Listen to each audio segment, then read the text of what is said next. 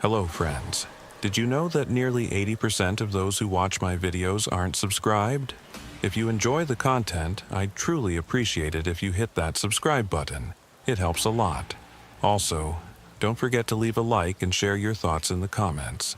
Your interaction not only supports the channel's growth, but also helps these stories reach more people. Thank you all for being here. By the way, where are you watching from? Let me know in the comments.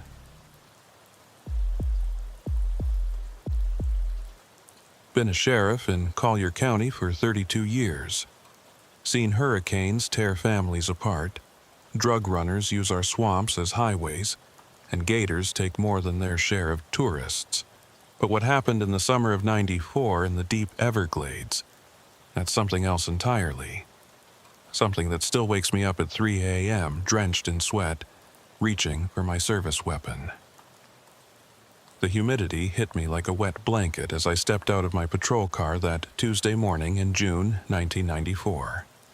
Even at 6 a.m., the Florida heat was already oppressive, the kind that makes your uniform stick to your back before you've even started your shift. My name is Sheriff Roy Hutchinson, and I'd been protecting Collier County since 1962, back when Naples was just a fishing village and the Everglades were still considered impenetrable wilderness by most folks. The call had come in just after dawn from Marcus Rodriguez, who ran an airboat tour company out on the Tamiami Trail. His voice over the radio had been shaky, scared in a way I'd never heard from the tough-as-nails Cuban who'd been navigating these swamps since he was a boy. "Sheriff, you need to get out here. Highway 41, mile marker 63. Something's happened to the Brennan family." The Brennans were tourists from Ohio, husband, wife, and 2 teenagers who'd booked a sunrise tour of the Everglades. They'd been staying at one of those fancy resorts in Naples, wanted to see real Florida before heading back to Cincinnati.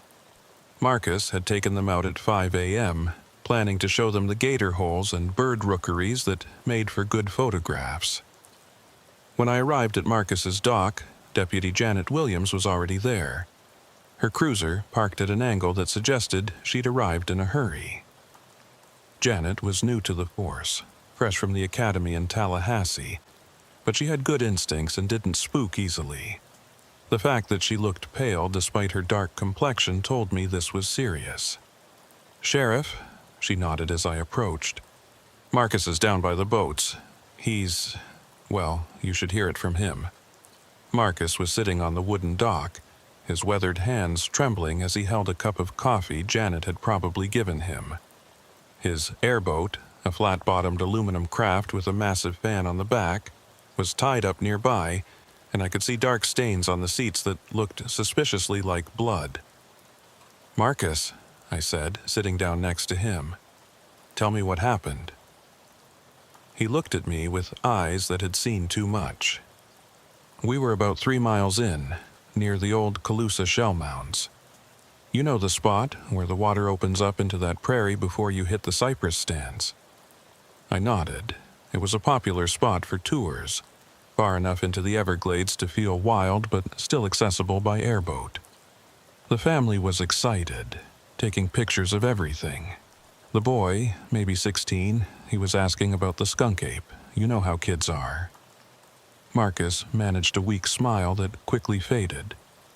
We stopped to look at a gator nest, mother with babies. I was explaining about how protective they get when the water started moving wrong. Moving wrong how? Marcus struggled to find words. You know how water moves when a big gator's swimming underneath? That rolling, purposeful movement? It was like that, but bigger, much bigger, and moving in a pattern that didn't make sense, circling us. He took a shaky sip of coffee before continuing. The mother, Mrs. Brennan, she noticed it first, asked if it was safe. I was about to restart the engine, get us out of there, when something came up from underneath the boat. "A gator?" "No." Marcus's voice dropped to a whisper. "I've seen every creature in these swamps, Sheriff.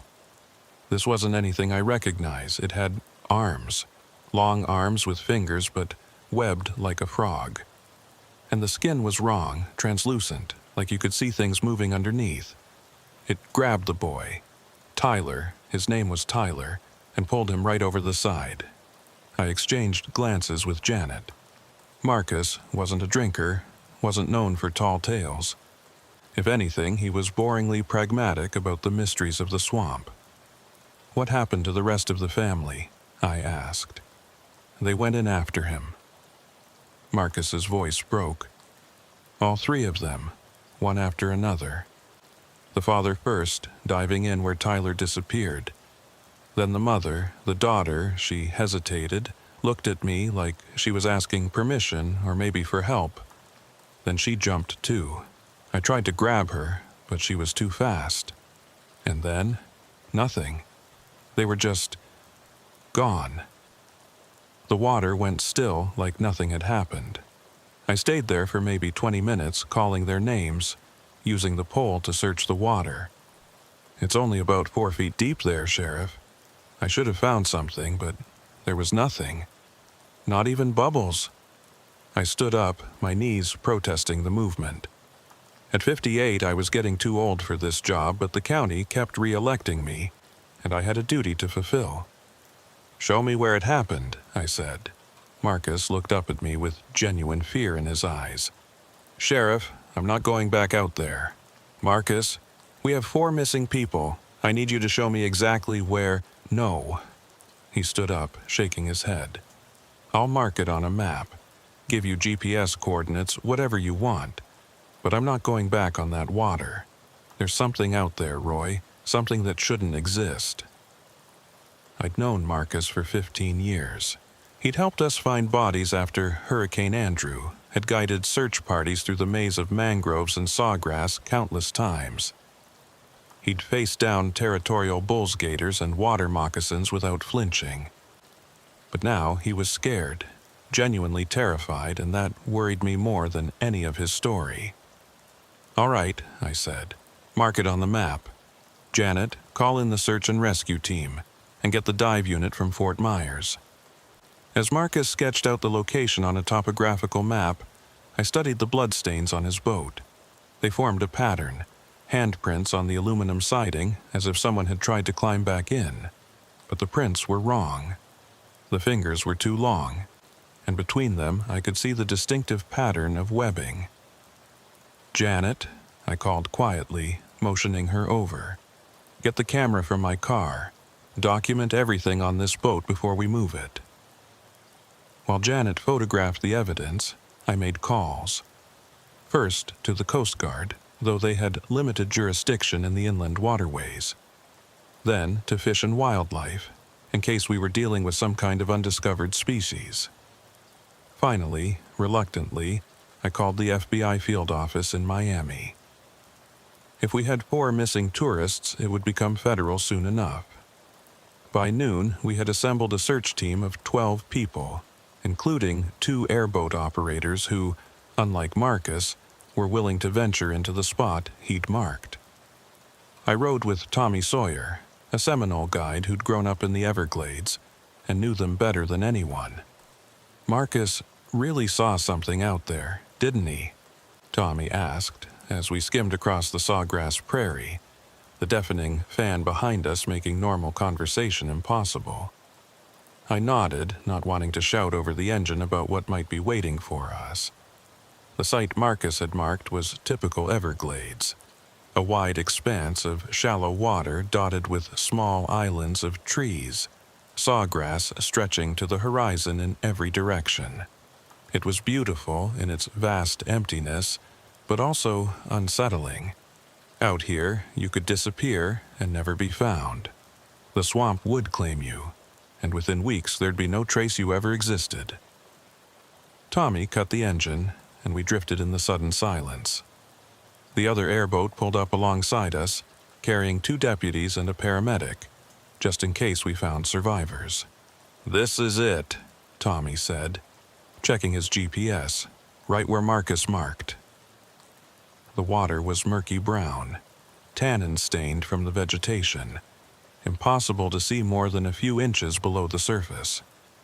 I stood up carefully, the boat rocking under my weight, and scanned the area. Nothing but water, grass, and the occasional bird.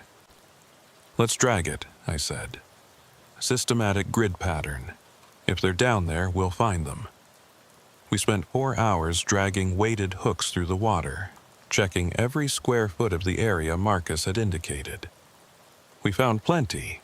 Old crab traps, the skeleton of a deer, even a rusted outboard motor from God knows when. But no sign of the Brennan family.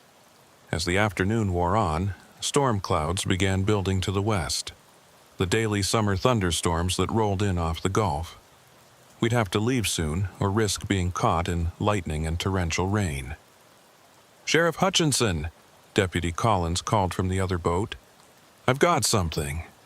We motored over to where Collins was leaning over the side, holding the drag rope. "It's heavy," he said, straining. "Really heavy.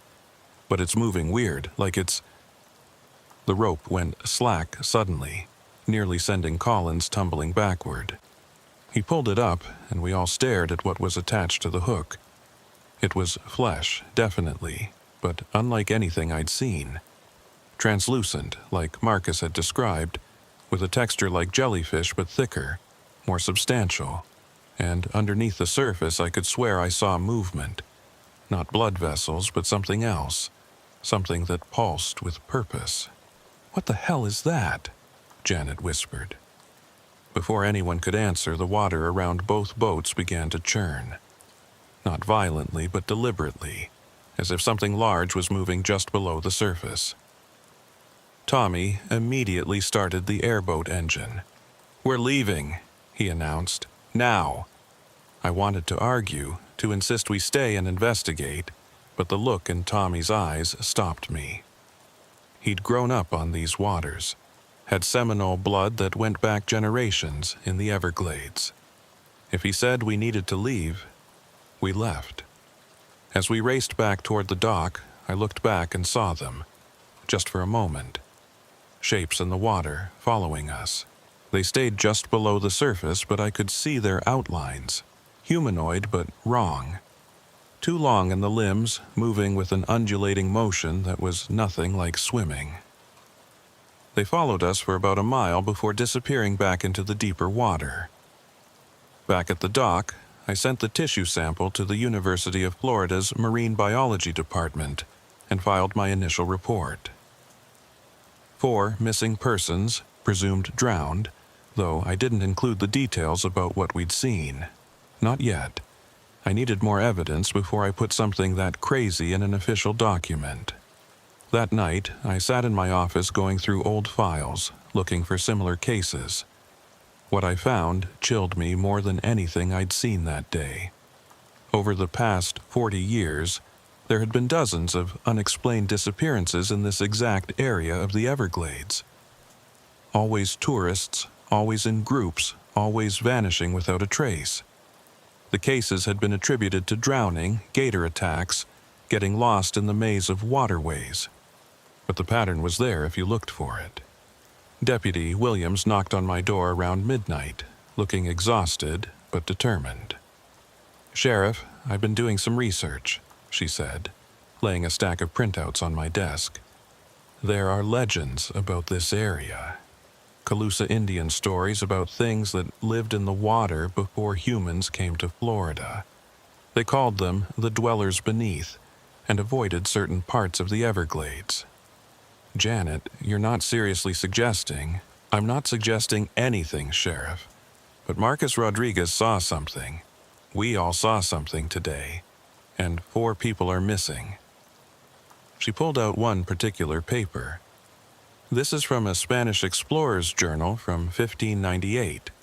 He describes creatures in the swamps of Florida that match what Marcus described. Long-limbed, translucent, dwelling in the deep water." I leaned back in my chair, feeling every one of my 58 years. "So, what are you proposing we do? Tell the FBI we're looking for swamp monsters?" "No," she said. "But we need to go back, with proper equipment. Underwater cameras, maybe a team of divers who know what they might be facing. Those people might still be alive somewhere. Alive? Janet, it's been over 12 hours. Even if they weren't drowned. What if they weren't? She interrupted. What if these things, whatever they are, took them somewhere? We owe it to the families to find out. She was right, of course. As much as I wanted to write this off as a tragic accident, I couldn't ignore what we'd all seen. Something had taken the Brennan family, and it was my job to find out what. All right, I said. First thing tomorrow, we go back. Full team, proper equipment. And Janet, let's keep this between us for now. The last thing we need is a panic or a bunch of monster hunters descending on the Everglades. She nodded and left, but I stayed in my office until dawn, reading through those old files, studying the patterns. As the sun came up over the sawgrass prairies, painting them gold, I made a decision. Whatever was out there in the water, whatever had been taking people for decades, maybe centuries, it was time someone stopped it. The next morning brought no relief from the oppressive heat. If anything, it was worse. The humidity so thick you could practically swim through the air. I arrived at the station at 5 a.m. to find Special Agent Diana Foster from the FBI Miami office already waiting in my office, looking immaculate despite the early hour and the weather. "Sheriff Hutchinson," she said, standing to shake my hand. Her grip was firm, professional. "I understand you have 4 missing tourists. News travels fast," I said, pouring myself coffee from the pot Janet had already started. 4 missing persons from Ohio, last seen on a guided tour of a national preserve. Yes, that gets our attention. She pulled out a tablet, swiping through what I assumed was my report from yesterday. "Your initial report is sparse on details. We're still investigating," I said carefully. "The Everglades are tricky. People go missing out there more often than we'd like." She studied me for a moment. "Sheriff, I've been with the Bureau for 12 years. I've seen my share of strange cases, especially here in Florida. If there's something unusual about this disappearance, I need to know about it." Before I could respond, Janet burst through the door, her face flushed with excitement and fear. "Sheriff, you need to see this. The tissue sample we sent to UF, Dr. Martinez just called. He's driving down here personally because he doesn't want to discuss it over the phone." Agent Foster raised an eyebrow. "Tissue sample?" I sighed, so much for keeping this quiet. "We found some unusual organic matter at the scene. Agent Foster, what I'm about to show you is going to sound insane, but I need you to keep an open mind." I showed her Marcus's full statement, the photographs from the boat and the preliminary report from Drs. Martinez that Janet had just received. Foster read in silence, her expression never changing. "You're telling me," she said finally, "that you believe some kind of undiscovered aquatic species took the Brennan family?" "I'm telling you what we found," I replied. "Make of it what you will." She was quiet for a moment, then pulled out her phone. "I need to make a call. There's someone you should meet." An hour later, Dr. Robert Martinez from the University of Florida arrived, looking like he'd driven the whole way at 90 miles per hour. He was a small man, mid-40s, with wild hair and excited eyes behind thick glasses. "Sheriff, Agent Foster," he said, barely pausing for pleasantries. "The tissue sample you sent, it's extraordinary, unlike anything in the taxonomic record." He pulled out a laptop, showing us microscopic images of the tissue. The cellular structure is partially mammalian, but with characteristics of amphibians and even some markers I've only seen in deep-sea creatures. The DNA is... He paused, searching for words. "It's chimeric, like multiple species somehow fused at the genetic level." "Is it natural?" Foster asked. "Define natural," Martinez replied. "It exists, so in that sense, yes. But could it have evolved normally? I don't see how. This would require millions of years of isolated evolution in very specific conditions. The Everglades have been here for thousands of years, I pointed out. Yes, but this, Martinez pulled up another image. This is older, much older. The cellular decay rate suggests this tissue could be from an organism that's hundreds, maybe thousands of years old. The room fell silent as we absorbed this information. Janet was the first to speak. Dr. Martinez, could something like this survive in the Everglades without being discovered until now? The Everglades cover 1.5 million acres, he said. Most of it is inaccessible except by airboat, and even then, there are areas no one goes. Deep water channels, underground cave systems connected to the aquifer. If something wanted to stay hidden, it could. Agent Foster stood up. I need to contact my office. This is now a federal investigation. Sheriff, I'll need all your files on similar disappearances in the area. As she stepped out to make her calls, Tommy Sawyer arrived with 3 other Seminole guides. I'd asked him to bring people who knew the old stories, the legends that most dismissed as folklore. The eldest, a man named Joseph Osceola, who had to be pushing 80, sat down heavily in my office chair. His eyes were milky with cataracts, but his voice was strong. My grandmother told me about the dwellers, he said without preamble. Her grandmother told her, and so on, back to before the white men came. They live in the deep places, the caves beneath the water. They take people sometimes, have always taken people. Why? Janet asked. What do they do with them? Joseph shrugged. No one who's taken ever comes back to say. But the old stories say they're studying us, learning about us, that they're waiting for something. Waiting for what? I asked. For the water to rise, he said simply. For their domain to expand. Florida wasn't always above water, Sheriff, and it won't always be. Foster returned, her expression grim. My office is sending a specialized team. They'll be here by this afternoon. In the meantime, they want us to keep this quiet. No media, no public warnings. We can't have a panic. What about the Brennan family? Janet demanded. We're just giving up on them. No, Foster said. We're going back out there, but with proper support this time. The team that arrived from Miami was unlike anything I'd expected. 6 people in unmarked vans, carrying equipment I'd never seen before. Their leader, a man who introduced himself only as Collins, had the bearing of military special forces.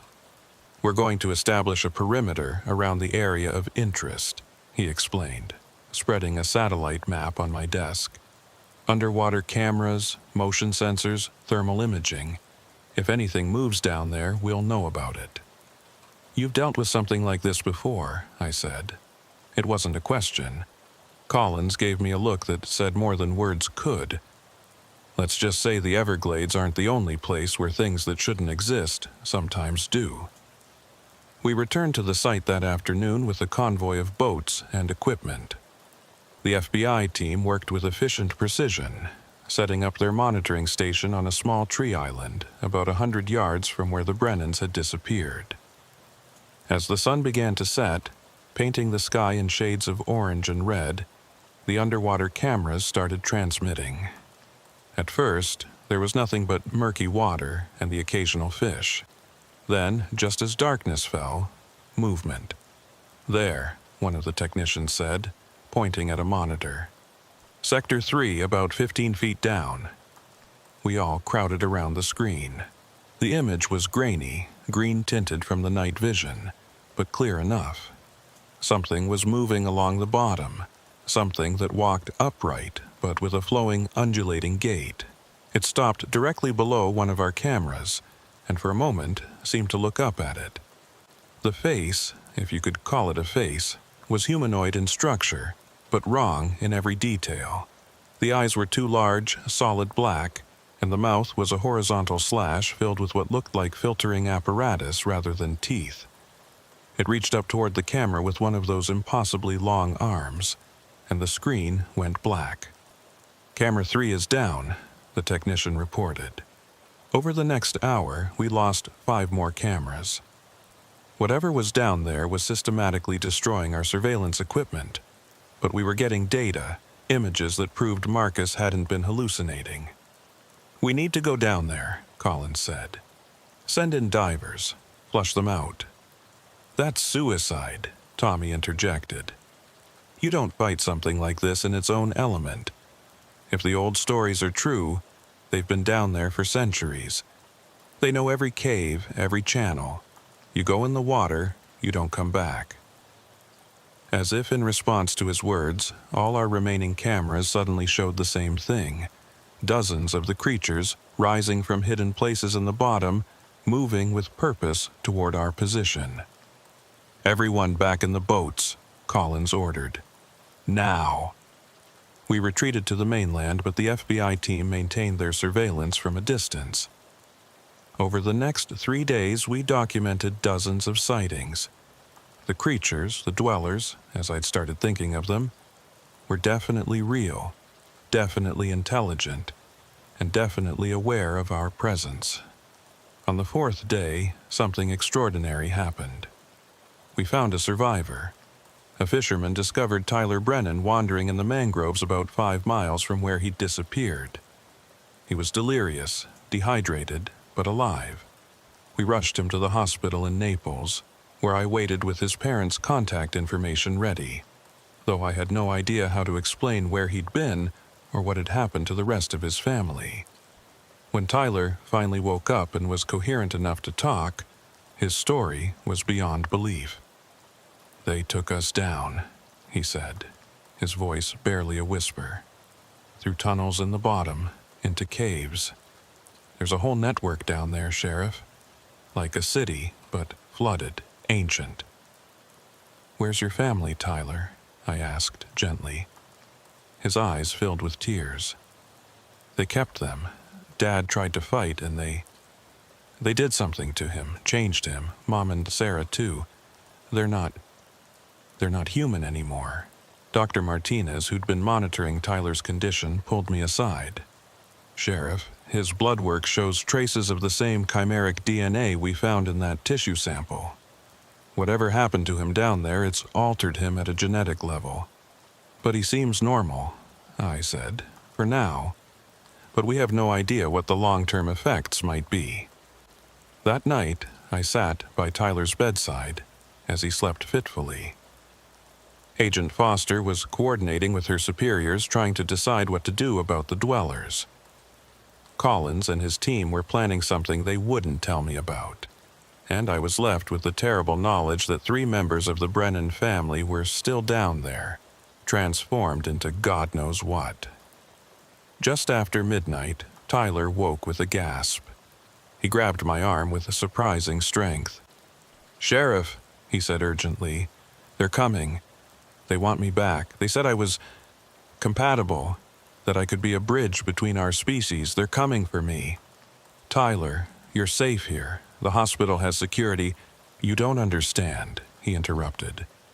"They don't need to come on land. They're already here. In the pipes, the water system. They can go anywhere water goes." As if on cue, the lights flickered and went out. In the darkness, I heard something wet moving in the walls. The emergency lighting kicked in, bathing everything in a sickly red glow. I drew my service weapon, though I knew it would be useless against whatever was coming through the walls. Tyler was sitting up in his hospital bed, his eyes wide with terror, but also something else. Recognition. "They're speaking to me," he whispered, "in my head. They say I belong with them now." Water began seeping through the air conditioning vents, too much to be condensation. It pooled on the floor, and in it I could see movement. Not quite solid, like living liquid. "Tyler, we need to get you out of here," I said, helping him to his feet. but as we reached the door, it opened and Janet burst in. "Sheriff, the whole hospital is flooding. The basement is completely underwater and it's rising fast." Agent Foster appeared behind her. Her usually perfect composure cracked. "My team lost contact with Collins. His last transmission was that they'd found an entrance to the cave system and were going in." "Damn fool," I muttered. Tommy warned him not to go in the water. The building shook, and through the window I could see water rising in the parking lot. Not from rain, but bubbling up from the storm drains and sewers. The dwellers weren't just coming for Tyler, they were bringing their domain to us. "Everyone to the roof," I ordered. We made our way through the hospital, helping evacuate patients and staff. The water rose impossibly fast, defying physics. By the time we reached the stairwell to the roof, it was ankle-deep on the 3rd floor. On the roof, about 40 of us huddled in the humid night air. The entire area around the hospital was flooded, water stretching as far as we could see in the emergency lights. And in that water, things moved. Hundreds of them, maybe thousands. Tyler stood at the edge of the roof, staring down. "They're beautiful," he said dreamily. "Once you understand them, they're beautiful." "Tyler, stay back from the edge," I warned, but he didn't seem to hear me. Dr. Martinez was furiously working on his laptop, connected to the hospital's satellite internet. "Sheriff, look at this. I've been analyzing the DNA sequences. These creatures, they're not invaders or even natural evolution. They're us." "What are you talking about?" "The human DNA markers in their genetic structure. It's not contamination. These things were human once, thousands of years ago. They've been genetically modified, adapted for aquatic life. This is advanced bioengineering far beyond our current capabilities."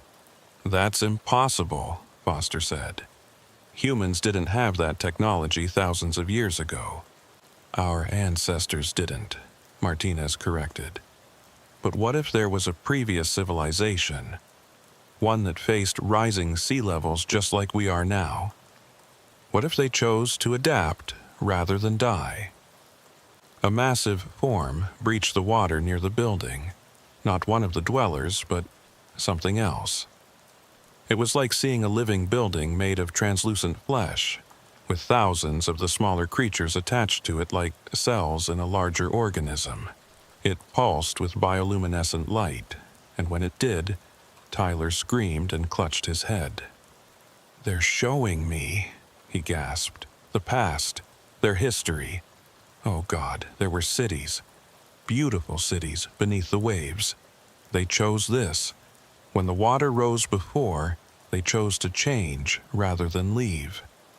The massive creature extended something like a tentacle, but made of hundreds of interlinked dwellers toward the roof. Everyone backed away except Tyler, who walked forward as if in a trance. "Tyler, no!" I grabbed him, but he was stronger than he should have been. Much stronger. "They don't want to hurt us, Sheriff," he said, his voice overlaid with harmonics that weren't quite human. "They want to save us. The water is rising again. The ice is melting. Florida will be underwater within a century. They're offering us a choice. Evolve or die." The tentacle thing reached the roof, and where it touched, the concrete began to change, becoming organic, coral-like. Foster opened fire, her bullets having no effect on the translucent flesh. The thing ignored her, focusing on Tyler. Then I heard Colin's voice crackling through Foster's radio. "Do not engage. Repeat, do not engage. I'm coming up." A figure emerged from the water, climbing up the transformed wall of the hospital. It was Collins, but like Tyler, he'd been changed. His skin had a translucent quality, and his fingers were webbed. But his eyes were still human, still aware. "Stand down," he said to Foster. "I've been down there, I've seen it. They're not our enemy." "Collins, what did they do to you?" Foster demanded. "They showed me the truth," he said. 20,000 years ago, when the last ice age ended and the seas rose, one branch of humanity chose to adapt. They've been waiting down there ever since, watching us repeat their mistakes. Now they're offering us the same choice they made. "This is insane," Foster said. "Is it?" Collins asked. "Miami floods at high tide now. The Maldives are disappearing. New Orleans is below sea level. How long before we're all underwater? They're offering us a way to survive." The massive creature pulsed again, and this time I felt it. Not in my head, but in my bones, my DNA. It was communicating on a cellular level, showing us what we could become. I saw visions of underwater cities more beautiful than anything on land, of humans transformed but not lost, living in harmony with the ocean. "What about the Brennan family?" I asked. "You said they were changed against their will." Tyler shook his head. "They weren't forced. When they saw what I saw, understood what was being offered, they chose it. They're still alive, Sheriff, still themselves, just more." As if summoned by his words, 3 figures emerged from the water. Even transformed, I recognized them, the rest of the Brennan family. Mrs. Brennan raised a webbed hand in a gesture that was unmistakably a wave. "Tyler!" she called, her voice carrying despite the distance. "Come home, son. Come back to us." "Mom?" Tyler moved toward the edge of the roof. "This is a trick," Foster insisted. "Some kind of mind control." "No," Dr. Martinez said quietly, staring at his laptop. "The genetic markers don't lie. That's really them. Transformed, but still them. Their brain patterns, their essential DNA, it's all intact. They've been upgraded, not replaced." The hospital shook again, and I realized the water was receding. The dwellers were withdrawing, but the transformed sections of the building remained. A reminder, a promise, a threat? I couldn't tell. "You have a choice," Collins said. "All of humanity does. We can fight them and lose. They control the water, and water is everywhere. We can ignore them and drown when the seas rise, or we can join them and survive." "There has to be another way," I said. "Maybe," Collins admitted. "They're not unreasonable. They've offered to share their technology, to help us build floating cities, underwater habitats. But they want recognition, rights. They want to be acknowledged as citizens of Earth, which technically they are. They've been here longer than our civilization." The massive creature sank back beneath the surface, and most of the dwellers went with it. But the Brennan family remained, waiting in the water below. "I have to go," Tyler said. "I can feel it in my cells. I'm changing whether I want to or not. At least this way I'll be with my family." "Tyler, please," I said. "There has to be another way." He smiled sadly. "Maybe there is, Sheriff, but not for me. The transformation has already started. In a few days, I'll need water to breathe. This is my choice. Go with my family or die gasping for air that my lungs can no longer process." He walked to the edge of the roof and dove. It was a perfect dive, barely a splash. When he surfaced, he was already different, his skin taking on that translucent quality. His family surrounded him, and together they disappeared beneath the surface. Agent Foster was on her radio calling for backup, for containment teams, for anyone who could help make sense of this. But I knew it was too late for containment. The secret was out. Over the next few hours, as we waited for rescue, Dr. Martinez showed us more of his research. The dwellers had been sending signals for decades, maybe centuries. Chemical markers in the water, genetic information in the fish we caught, even viral DNA that had been slowly preparing our bodies for the possibility of transformation. "We've been breathing in their messages for generations," he explained. "Every person who's ever lived near the ocean has trace amounts of their genetic material. We're all potential converts, given the right trigger. Like Tyler, I said. Like Tyler. His immersion in their environment activated dormant genes that we all carry. The question isn't whether we can become like them, but whether we choose to. As dawn broke over the flooded landscape, helicopters arrived to evacuate us.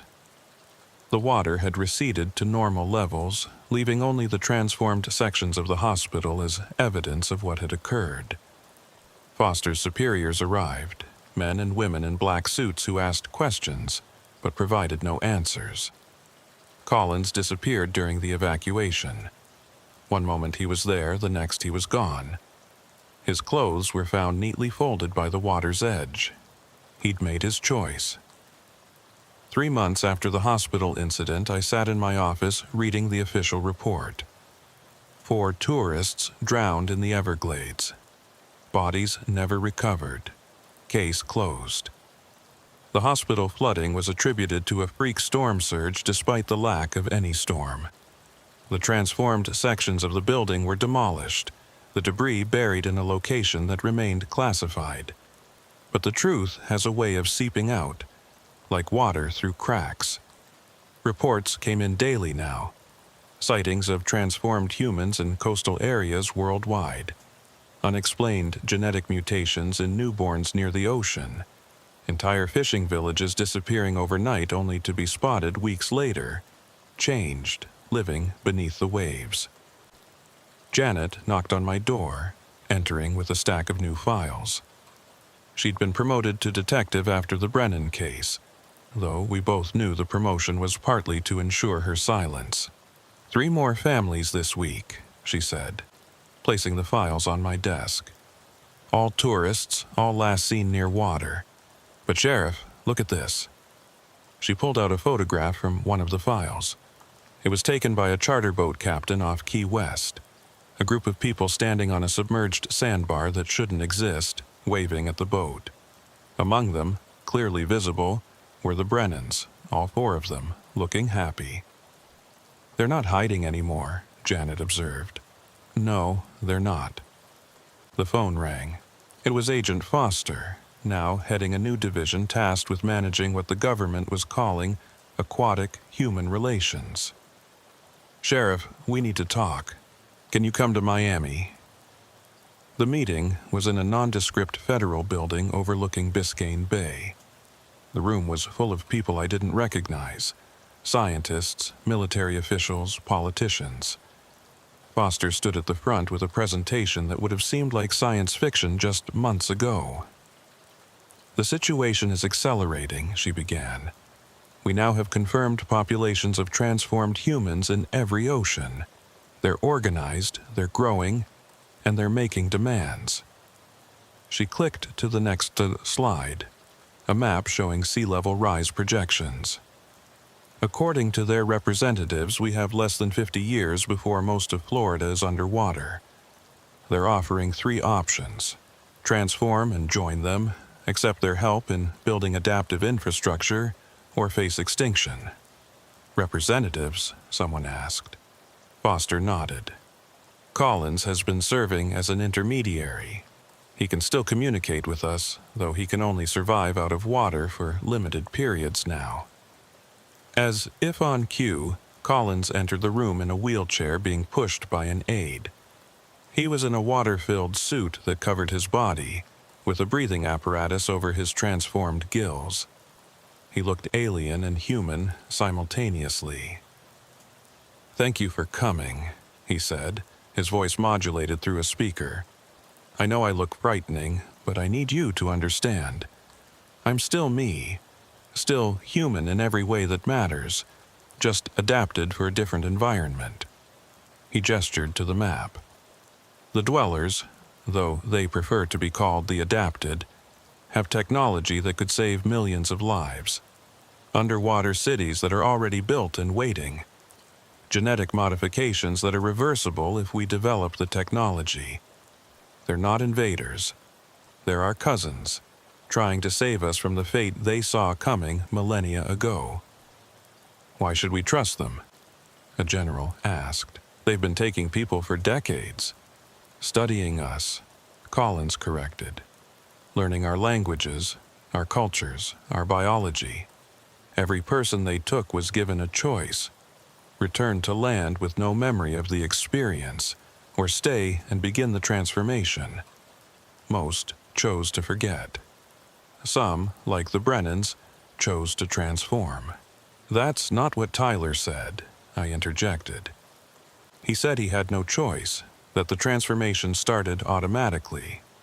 Collins turned to me, and I could see pain in his still human eyes. Tyler was unique. His genetics were particularly compatible. For him, even brief exposure triggered the change. But Sheriff, ask yourself, if you had the choice between drowning as the waters rise or adapting to live beneath them, what would you choose? The room erupted in arguments. Some called for military action, others for negotiation. The scientists wanted to study the transformation process, while the politicians worried about public panic. Foster raised her hand for silence. The decision has already been made at the highest levels. We're going to establish formal diplomatic relations with the adapted. An embassy of sorts in the Everglades where this all started. You're joking, someone said. I'm not. The president has signed a classified executive order recognizing them as a subspecies of humanity with full rights and protections. In exchange, they'll share their technology and help us prepare for the coming changes. I left that meeting with my head spinning. The world had changed in ways we were only beginning to understand. On the drive back to Collier County, I stopped at the spot where the Brennans had disappeared.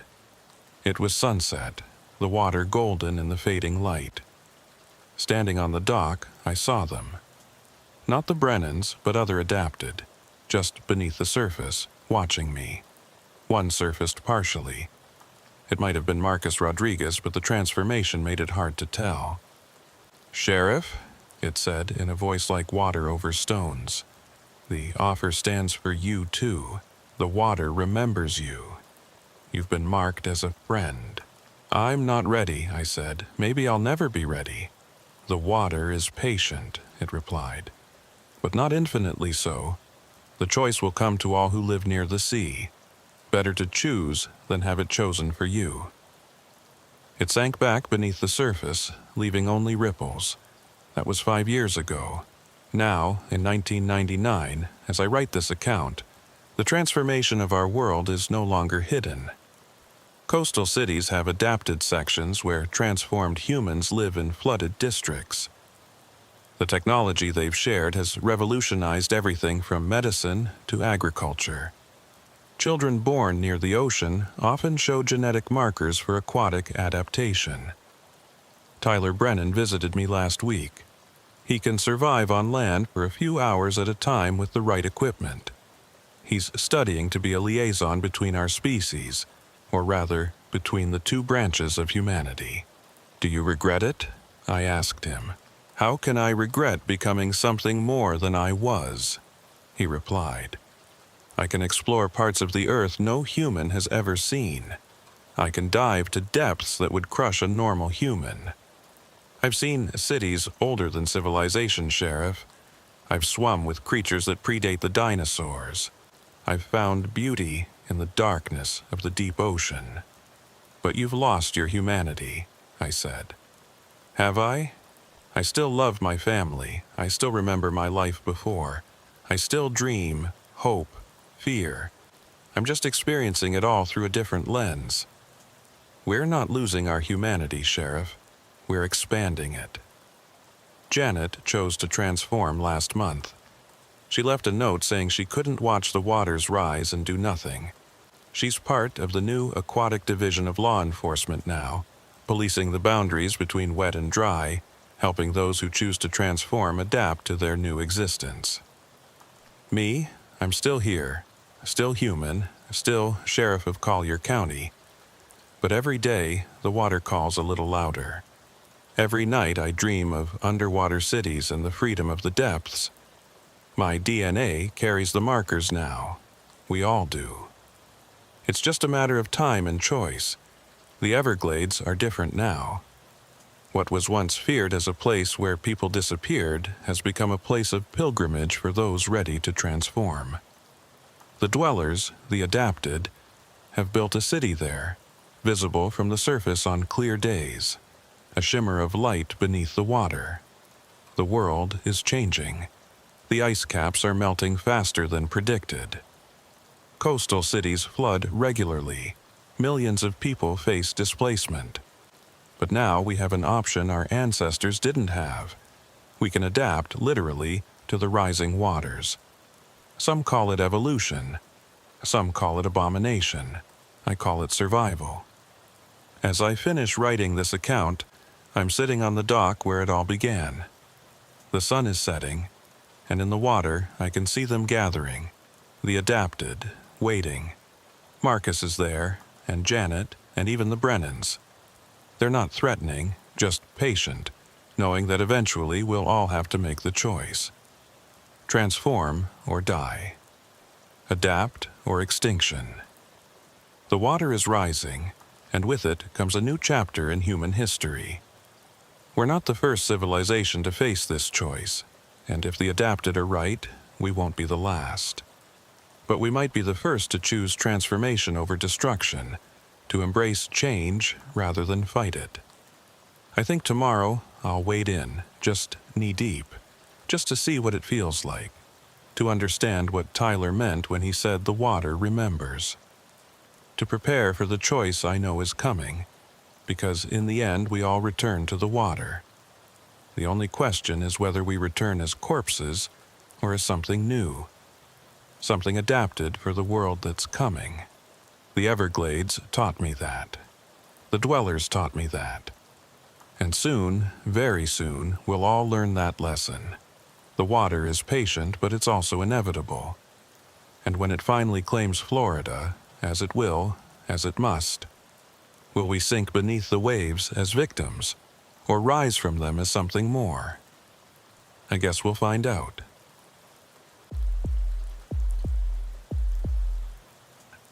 41 years wearing this badge in Hillsborough County. Seen Tampa grow from a sleepy port town to a sprawling city. Handled everything from drug runners using our bay as a highway to serial killers hunting in Ybor City's shadows. But the summer of '88, that's when I learned some murders aren't meant to be solved. Some truths are better left buried in the humid Florida soil. The call came in at 2:47 a.m. on a Tuesday in August 1988. I'd been sheriff of Hillsborough County for 15 years by then, and middle-of-the-night calls were nothing new. But something about this one felt different from the moment I picked up the phone.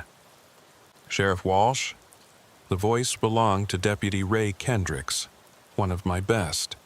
He sounded shaken, which immediately put me on edge.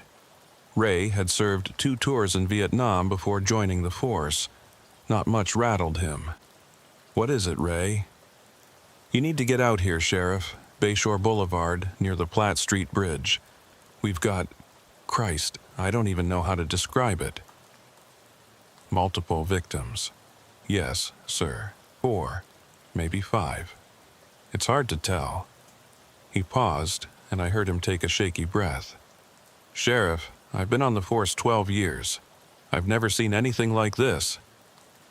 I was already pulling on my uniform. My wife, Mary, stirred beside me but didn't wake. After 35 years of marriage, she'd learned to sleep through these late-night calls. "Secure the scene. Nobody in or out except essential personnel. I'm on my way." The drive from my house in Temple Terrace to Bayshore Boulevard usually took 25 minutes. I made it in 15, my cruiser's lights painting the empty streets red and blue. Bayshore was Tampa's showpiece, a long waterfront road lined with million-dollar homes where the city's elite jogged every morning and watched sunset over Tampa Bay every evening. As I approached the scene, I saw the flashing lights of at least a dozen patrol cars, their beams creating a bizarre light show against the pre-dawn darkness.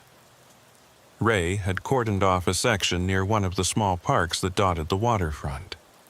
I could see officers standing around, some bent over as if sick, others just staring at something I couldn't yet see. Ray met me at the perimeter, his face pale in the strobing lights.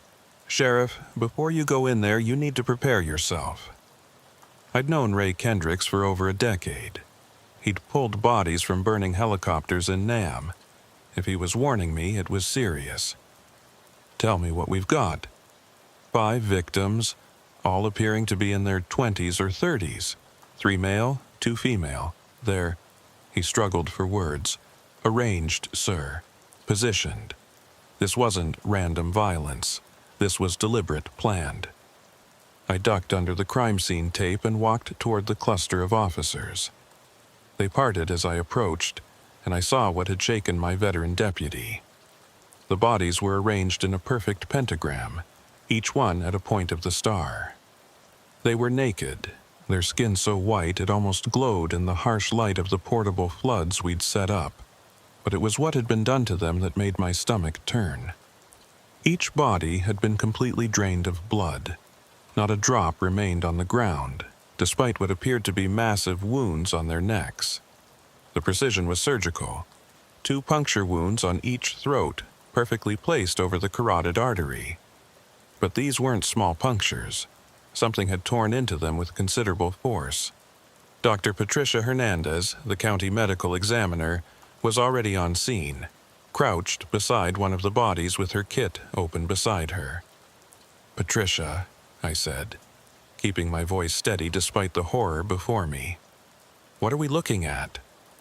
She stood slowly, her usually composed face troubled. "James, I've been doing this for 20 years and I've never seen anything like it. These people were exsanguinated, completely drained of blood. Based on liver temperature, I'd say they died between midnight and 1 a.m. All at the same time? Within minutes of each other, yes." She pointed to the wounds. "These aren't knife wounds. They're bite marks. But not from any animal I can identify. The spacing suggests a mouth similar to human dimensions, but the puncture depth. Whatever did this had canines at least 3 inches long." "That's impossible," I said. "Yes," she agreed simply. "It is." I studied the scene more carefully. The pentagram was perfect, drawn in the sand with mathematical precision. Each body was positioned identically, arms spread, legs together, heads pointing outward from the center of the star. There were symbols drawn around the perimeter, characters I didn't recognize. "Have we ID'd any of them?" I asked Ray. "Not yet. No clothes, no wallets, nothing. We're running prints now." I noticed something else. Despite being on a public beach, there were no footprints other than our own. The sand around the bodies was smooth, undisturbed, except for the drawn symbols. "How the hell did someone arrange 5 bodies here without leaving tracks?" I muttered. "That's not the strangest part," Ray said. He led me to the center of the pentagram, where I hadn't noticed a 6th element, a wooden stake driven into the sand. Impaled on it was what looked like an old leather-bound journal. "Don't touch it," Patricia warned. "Not until we photograph everything." But I could see the cover from where I stood. Written in what looked like dried blood was a single word: "Beginning." By the time the sun rose over Tampa Bay, we had a 3-block perimeter established and a growing crowd of onlookers and media. I'd called in every available detective, uniformed officer, and even borrowed some deputies from Pinellas County. The FBI had been notified, though they wouldn't arrive until afternoon. Detective Marcus Thompson, my lead investigator, had been working the scene for hours. Marcus was Tampa-born and raised, knew the city better than anyone. His grandfather had been one of the first black officers on the force back in the 50s, and Marcus carried that legacy with pride and determination. "Sheriff, you need to see this," he called from near the seawall. I joined him, and he pointed down at the water. There, just below the surface, was more blood, but this was fresh, still clouding the water red. "It's leading out into the bay. Marcus said. Like something bleeding swam away from here. I looked out over the calm waters of Tampa Bay, glittering peacefully in the morning sun. Somewhere out there among the million-dollar yachts and commercial shipping lanes was our killer. Or killers. Or, I didn't even want to think about the alternatives. "Get the Coast Guard on the line," I ordered. "I want every boat that was in the bay last night checked. And Marcus, get that journal to the lab, but I want photographs of every page on my desk within the hour." As I turned to leave, I noticed something that made my blood run cold. One of the victims, a young woman with long dark hair, had her eyes open. But they weren't the clouded eyes of death I'd seen hundreds of times. They were clear, aware, and tracking my movement. "Patricia!" I shouted. "This one's alive!" The medical examiner rushed over, immediately checking for vitals. "That's impossible. She has no blood, no pulse, no... Wait." Patricia pulled back, her face white. "James, her body temperature is 68 degrees. She should be in rigor mortis by now, but she's moving." The woman's mouth opened, and a sound emerged that I'll never forget. A dry, rattling whisper that somehow carried despite its weakness. "He's coming back. When the moon is dark, he's coming back." Then her eyes truly died, becoming the flat, unseeing orbs I was familiar with. Patricia and I stood in stunned silence for a moment before I found my voice. Not a word about this to anyone. Not the FBI, not the media, nobody. Understood? She nodded, still staring at the now truly dead woman. I spent the rest of the morning coordinating the investigation, but my mind kept returning to those words. Who was coming back? And what did the dark moon have to do with it?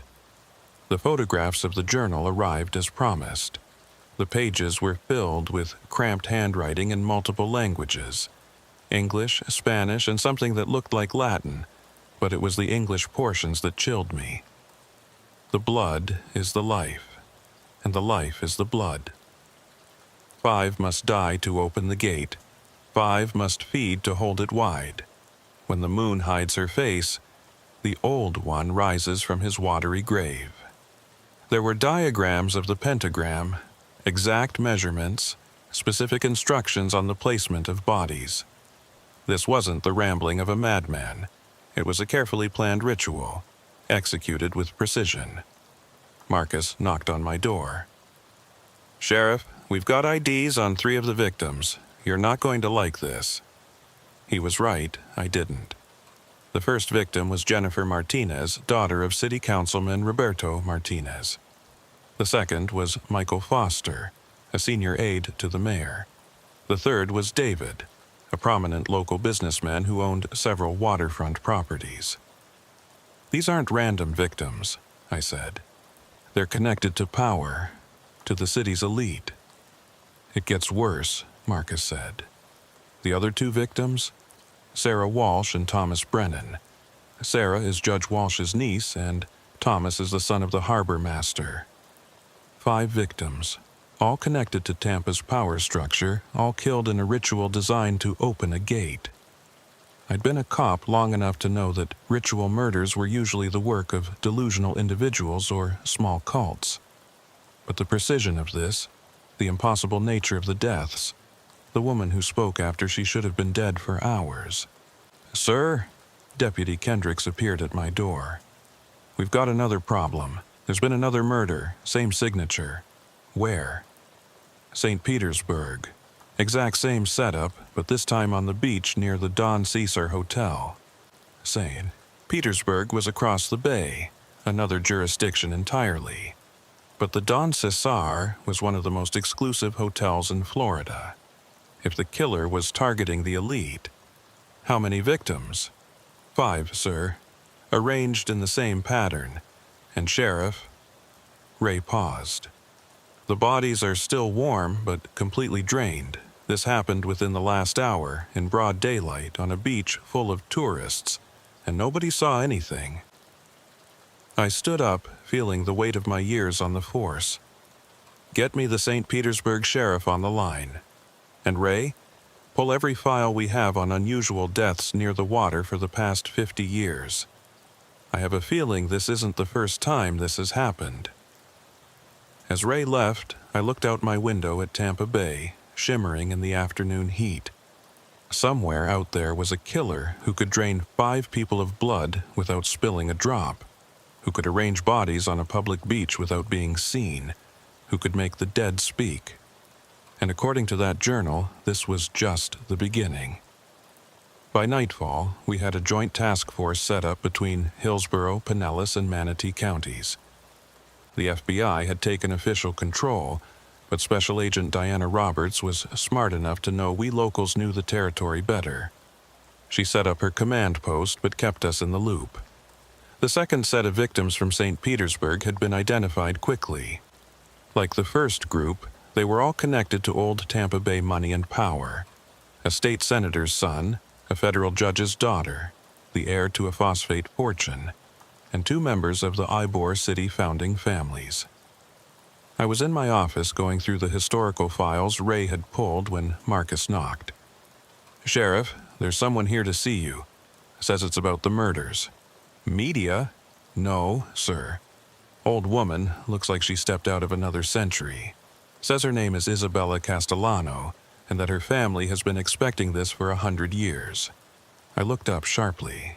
The Castellanos were one of Tampa's oldest families, dating back to the Spanish colonial period.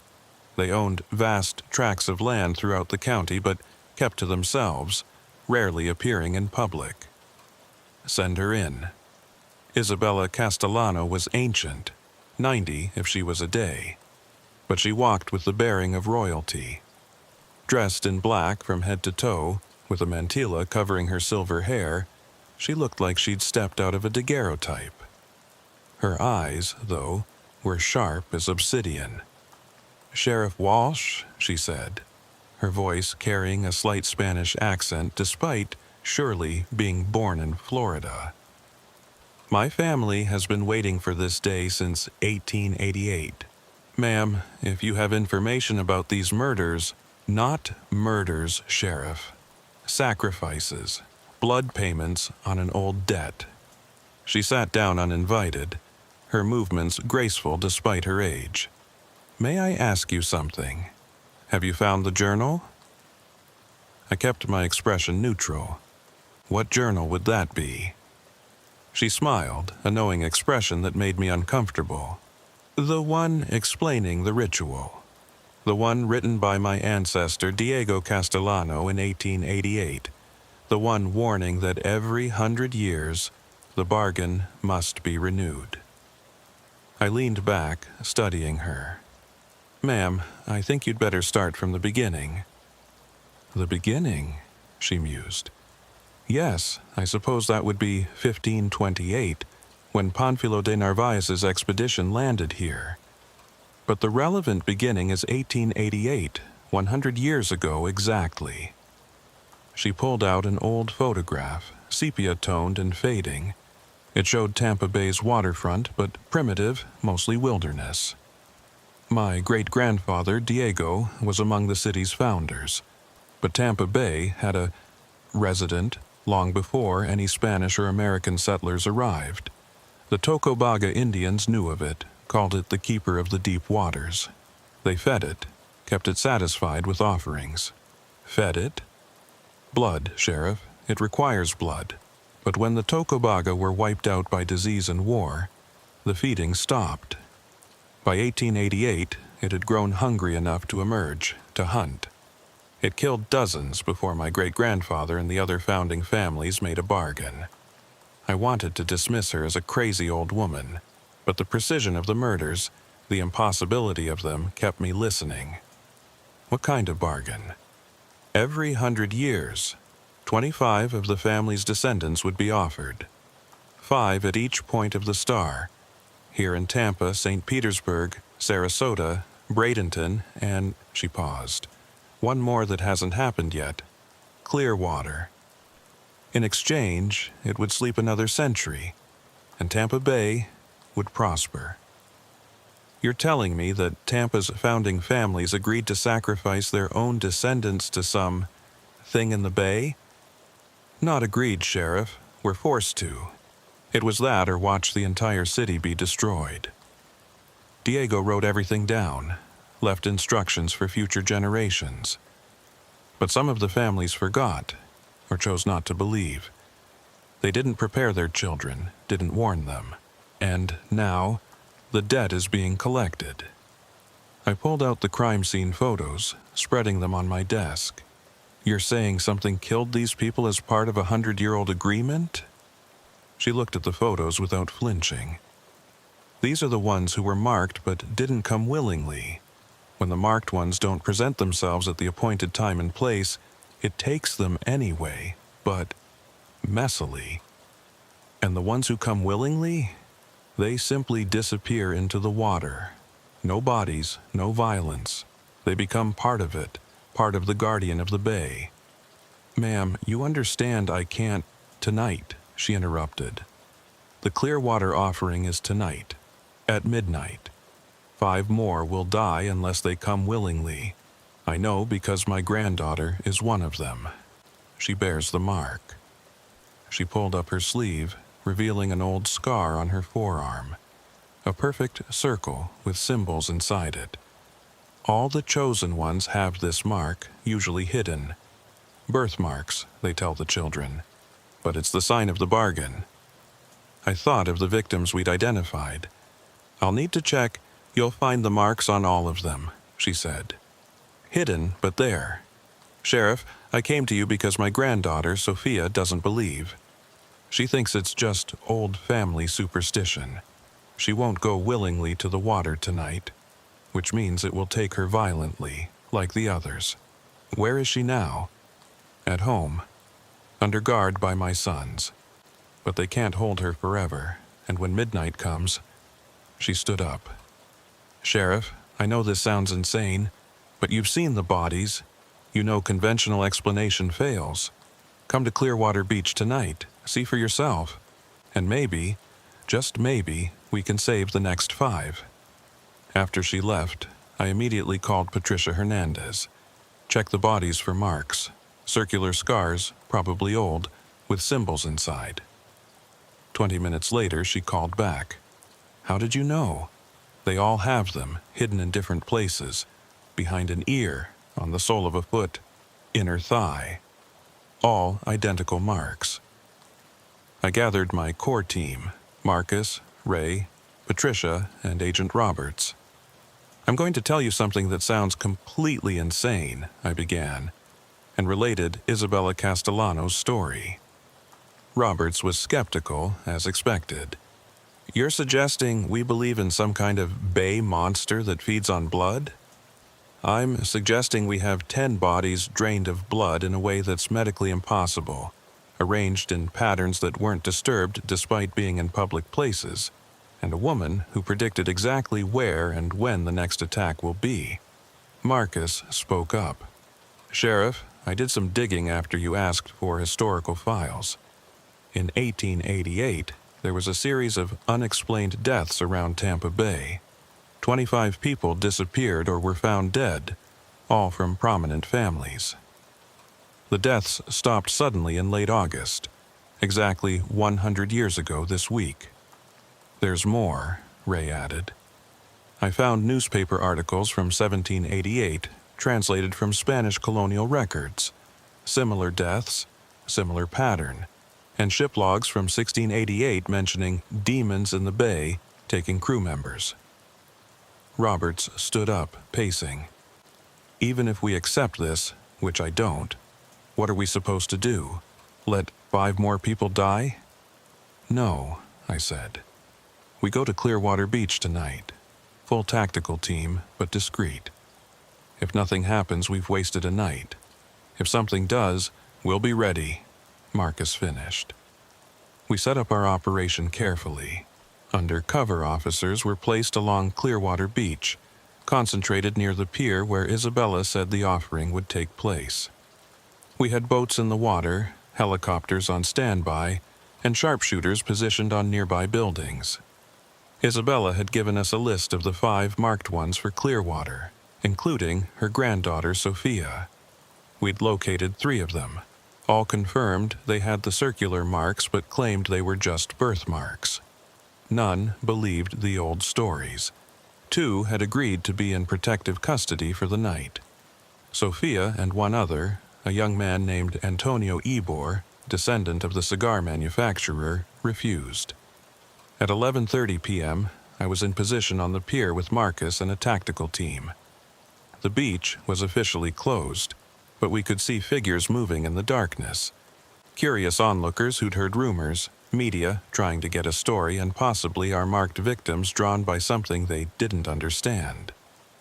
At 11:45, the water began to behave strangely.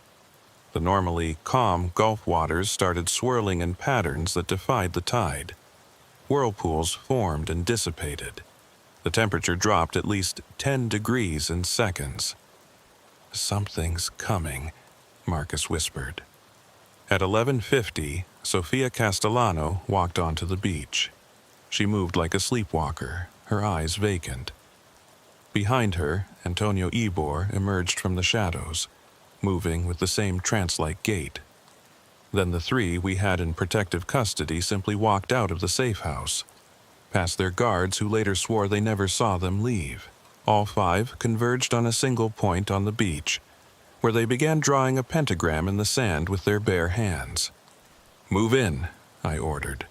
But as our officers approached, they hit what I can only describe as a wall of pressure. The air itself seemed to thicken, pushing them back. The marked 5 continued their work, oblivious to our presence. At exactly midnight, the water at the shore's edge began to bubble and churn. Something rose from the depths, not suddenly, but with deliberate ancient purpose. I've been a cop for 41 years. I've seen every kind of human cruelty and natural disaster Florida can offer. But what emerged from Tampa Bay that night challenged everything I thought I knew about the world. It was massive. At least 30 feet of it visible above the water, suggesting much more below. Its skin, if you could call it that, was translucent and phosphorescent, like a deep-sea creature that had never known sunlight. But it was the intelligence in its eyes. Yes, it had eyes, dozens of them, each one focused and aware, that truly terrified me. The 5 marked ones stood at their pentagram points, arms raised as if in worship. The creature extended what might have been tentacles but moved more like liquid than flesh, touching each of them gently, almost tenderly. "Take the shot," Roberts ordered the snipers. "No." Isabella Castellano appeared beside me, having somehow gotten past our perimeter. "If you attack it, everyone on this beach dies. This is the bargain. Let it take what was promised." The creature's appendages wrapped around each of the 5. They didn't struggle, didn't scream. They seemed peaceful, accepting. Then, in a movement too quick to follow, it pulled them into the water. The surface closed over them without a splash, and the creature sank back into the depths. The pressure holding back our officers released. We ran to the water's edge, but there was nothing. No bodies, no blood, no sign of struggle. Just 5 small piles of clothing on the sand. 25 have been given, Isabella said quietly. The bargain is renewed. Tampa Bay is safe for another 100 years. The official report stated that 5 individuals had gone missing, presumed drowned in a tragic accident at Clearwater Beach. No mention of creatures, rituals, or century-old bargains. Agent Roberts made it clear that anyone who suggested otherwise would face federal charges for inciting panic. But I couldn't let it go. 3 days after the Clearwater incident, I was in my office going through Diego Castellano's journal. Isabella had given me the original after that night on the beach. It was mostly in Spanish, but Marcus had been translating the key passages. "Sheriff," he said, entering with a fresh cup of coffee and dark circles under his eyes. "You need to see this section." He'd marked a passage dated August 15, 1888. The creature is not evil, merely ancient and hungry. It came from the deep places, before humans walked these lands. The Tocobaga knew its nature and fed it willing sacrifices, criminals, enemies, those who chose death over dishonor. But we Europeans, in our arrogance, stopped the feedings. We called it superstition, primitive foolishness. We were wrong. When it rose from the bay, it could have destroyed everything. Ships in the harbor were pulled under. Buildings near the water collapsed. Dozens died in the first night alone. But it spoke to us. Yes, it can speak, though not with words as we understand them. It speaks directly to the mind, to the soul. It offered us a choice: regular feeding, controlled and limited, or complete destruction. 25 souls every 100 years, from the families who had grown rich from the bay's bounty. It seemed fair, even merciful. We who had profited from the waters would pay the price for our prosperity. "There's more," Marcus said, flipping pages. Diego describes the creature in detail. Listen to this. It is not one being, but many, a colony that acts as one mind. Each part can separate, hunt independently, but they share consciousness. It is older than humanity, older than any civilization. It showed me visions of the world before man, vast oceans teeming with creatures like itself, before the lands rose and trapped them in smaller seas. It is the last of its kind in these waters, it claims. The others died when the waters receded. It survives because Tampa Bay is deep enough, connected to the Gulf, a perfect hunting ground. It does not hate us, but neither does it love us. We are food, nothing more, nothing less. But it is intelligent enough to understand conservation. Take too much, and the food source dies, hence the bargain. The phone rang, interrupting our reading. It was Patricia Hernandez. "James, you need to come to the morgue. I found something in the tissue samples from the first victims." Marcus and I drove to the medical examiner's office in silence. The events of the past week had shaken us both. We'd been cops long enough to know the world had dark corners, but this was something else entirely. Patricia met us at the entrance, leading us quickly to her lab. "Remember how I said the bodies were completely drained of blood? Well, that's not entirely accurate. They were drained of human blood." "What do you mean?" She pulled up microscope images on her computer. "There's a foreign substance in their tissues, concentrated around the wound sites. It's blood, but not human, not even mammalian. It has characteristics of cephalopod hemocyanin, that's the copper-based blood found in octopi and squids, but also elements I can't identify. The creature's blood? Possibly. But here's the really strange part. The victims who spoke after death, their brain tissue shows signs of regeneration around the speech centers. Whatever this substance is, it temporarily reanimated parts of their nervous system." Marcus leaned forward. "Could it still be active?" Patricia nodded gravely. "That's what worries me. If this substance can reanimate dead tissue even temporarily, what else can it do?" My phone buzzed. It was Deputy Kendricks. "Sheriff, we've got a situation at Tampa General. 3 of the Clearwater 5, the ones the creature took, they've been found." "Found? Alive?" "That's the thing, Sheriff. The doctors can't tell." We rushed to Tampa General Hospital, where Dr. Richard Park, the head of emergency medicine, met us in a restricted ward. "Sheriff, I've been a doctor for 30 years, and I have no explanation for what I'm about to show you." He led us to an observation window.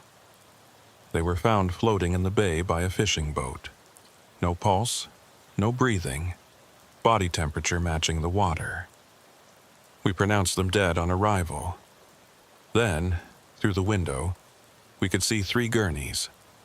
On them lay Sofia Castellano, Antonio Ebor, and one of the others from Clearwater. They appeared dead, pale, still, not breathing. But their eyes were open, tracking movement. "They're conscious," DePark said. "Brain activity is off the charts. But they have no heartbeat, no respiration, no metabolic function that we can detect. They're dead by every medical definition, yet they're aware. Can they speak?" Sophia has managed a few words. She keeps saying, "not dead," changing. The transformation seems to be ongoing. I entered the room, approaching Sophia's gurney. Her eyes fixed on me, and when she spoke, her voice was different. Layered, as if multiple people were speaking in harmony. "Sheriff Walsh, you witnessed the covenant renewal. Sophia, are you all right? Sophia is here, but also more. We are joining with the Ancient One, becoming bridge between worlds. It is not death, but evolution. Where are the other two? There were 5 of you. Still changing, still deep. We 3 are fastest to adapt. Old blood, the Castellano line has done this before. My ancestor, Diego's son, was one of the 25 in 1888. Part of him lives in the deep, part of him lives in me." Her hand moved, the first physical movement any of them had shown. She reached out, touching my arm, and I felt a shock of cold that went straight to my bones. But with it came visions. The bay, as it was millions of years ago, teeming with creatures beyond imagination. The arrival of the first humans, the bargains made, the cities rising and falling. I pulled back, gasping. "What are you becoming?" "Guardians," she said. "Protectors of the bay. The Ancient One cannot live forever. Even it ages and weakens. It needs successors, those who understand both worlds. We will feed on fish and offerings, not humans. We will maintain the balance. And if we refuse, if we break the bargain..." Her eyes darkened, becoming solid black for a moment. "Then Tampa Bay dies, every living thing in these waters poisoned. The city, built on water's edge, swallowed. You've grown too large, too dependent on the bay. Without guardians, without the bargain, you cannot survive." Dr. Park pulled me aside. "Sheriff, their transformation is accelerating. Their cellular structure is changing at a rate that should be impossible. In a few hours, they won't be human anymore. What do you recommend? Honestly, let them go back to the water. Whatever they're becoming, keeping them here might be dangerous for everyone." That night, we made a decision that went against every protocol, every law I'd sworn to uphold. We took Sophia and the other 2 to a secluded beach on the southern tip of the county. Isabella Castellano was there, along with representatives from the other old families. As we wheeled the gurneys to the water's edge, Sophia spoke one last time with her human voice. "Tell my grandmother I understand now. The honor and the burden. We are not sacrifices, we are evolutionaries." They stood, all 3 at once, moving in perfect synchronization, and walked into the water. As the bay embraced them, their bodies began to change visibly. Skin becoming translucent, limbs elongating, that phosphorescent glow beginning to emanate from within. They turned back once, and I saw intelligence in their transformed features, a sadness mixed with acceptance. Then they dove beneath the surface and were gone. Isabella stood beside me, tears streaming down her ancient face. Every 100 years, some are taken to feed it, others are taken to become it. My granddaughter will live forever now, Sheriff, but she will never be human again. The next morning, the FBI closed the case. Officially, we had a serial killer who had drowned himself in the bay after committing the murders. The 5 missing from Clearwater were tragic casualties of a rip current. Agent Roberts made it clear that any other narrative would be met with extreme prejudice. But I kept Diego's journal, and I started my own, because someone needs to remember. Someone needs to prepare the next generation for 2088, when the bargain comes due again. The old families know, but they're growing fewer, their bloodlines diluting, moving away from Tampa Bay. What happens when there aren't enough marked ones to fulfill the bargain? What happens when the city forgets entirely, dismisses it all as legend? I think about that creature, ancient and intelligent, patient and ruthless. I think about Sophia and the others, transformed into something between human and monster, guardian and predator. And I know that Tampa Bay's prosperity, its very existence, hangs on a contract written in blood and renewed with sacrifice. 3 weeks passed after the Clearwater incident. Tampa tried to return to normal. Tourists still flocked to Busch Gardens. The cigar factories in Ybor City continued their rolling, and the fishing boats went out every morning into the bay. But for those of us who knew the truth, nothing would ever be normal again. I'd started investigating the old families, trying to understand the full scope of the bargain. With Marcus's help, I'd traced genealogies, property records, and historical documents going back 3 centuries. What we found was staggering.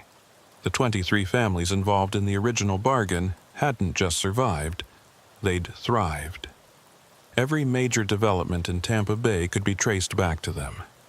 The phosphate industry, the cigar trade, the port expansion, the real estate boom, all controlled by descendants of those who'd made the deal in 1888.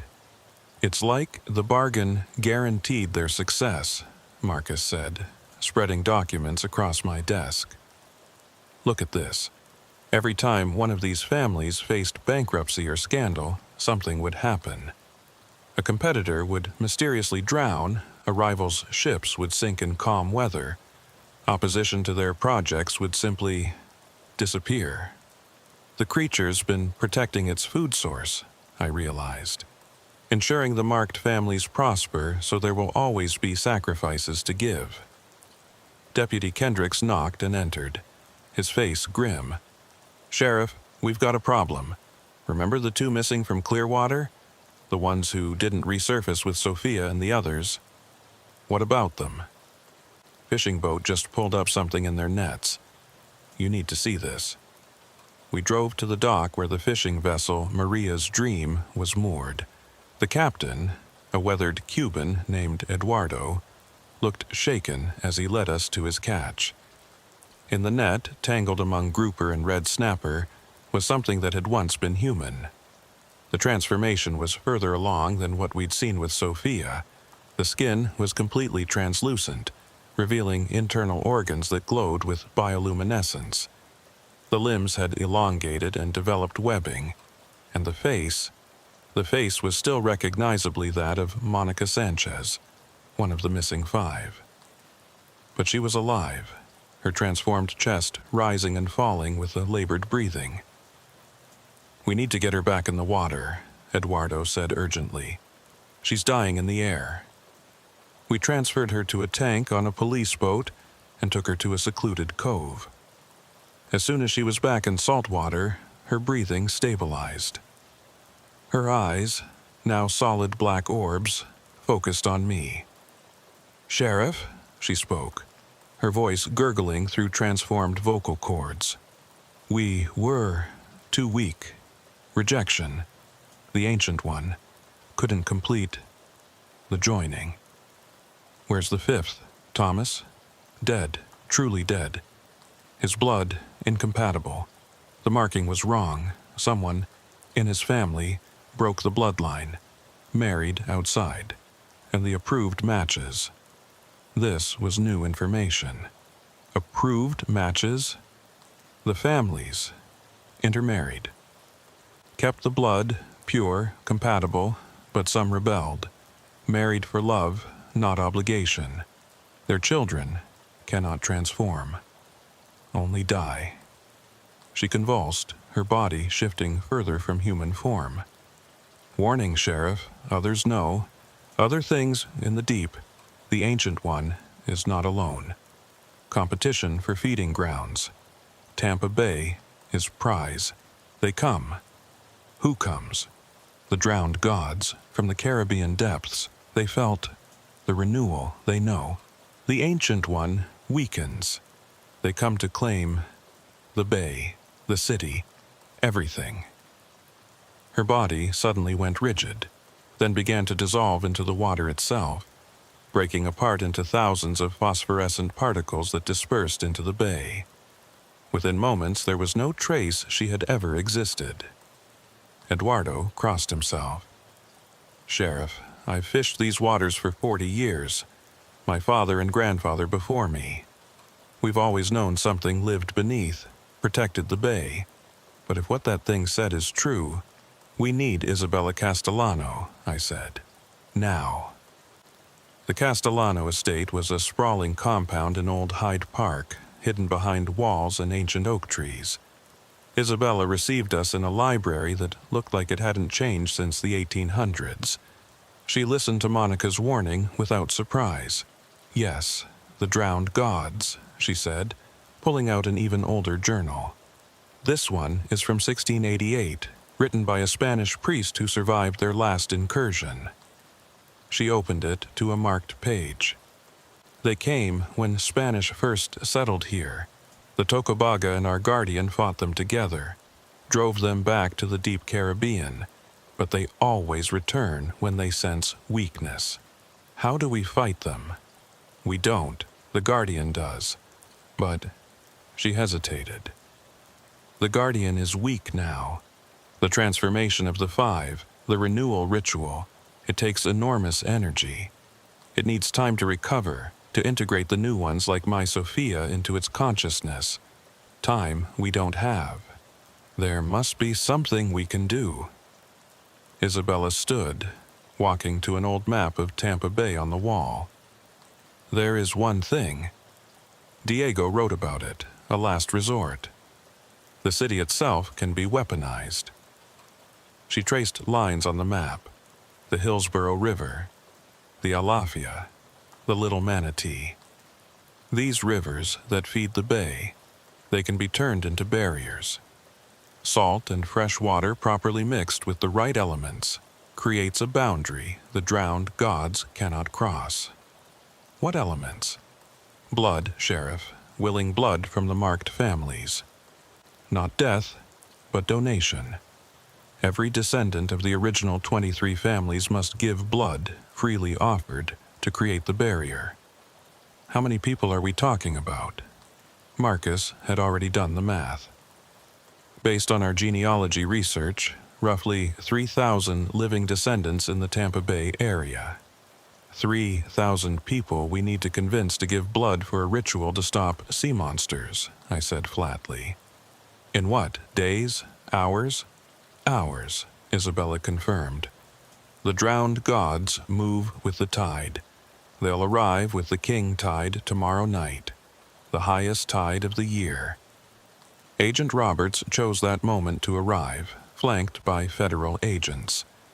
"Sheriff Walsh, you're under arrest for conspiracy, destruction of evidence, and violation of federal security protocols." As they cuffed me, Roberts leaned in close. "I warned you to let this go. The official story stands. There are no creatures, no bargains, no threats to Tampa Bay. You're having a psychological breakdown, Sheriff. Stress of the job." But as they led me away, I saw Marcus slip out the back with Isabella and the journals. They knew what had to be done. From my federal holding cell, I could only watch the news as events unfolded.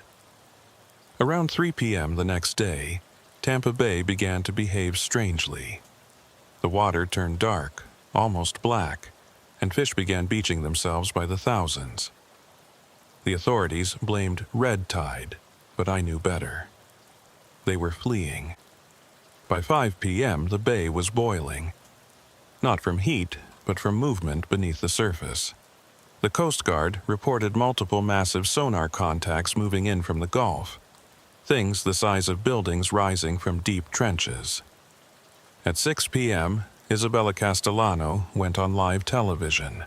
The 90-year-old woman, flanked by heads of the other old families, told the truth.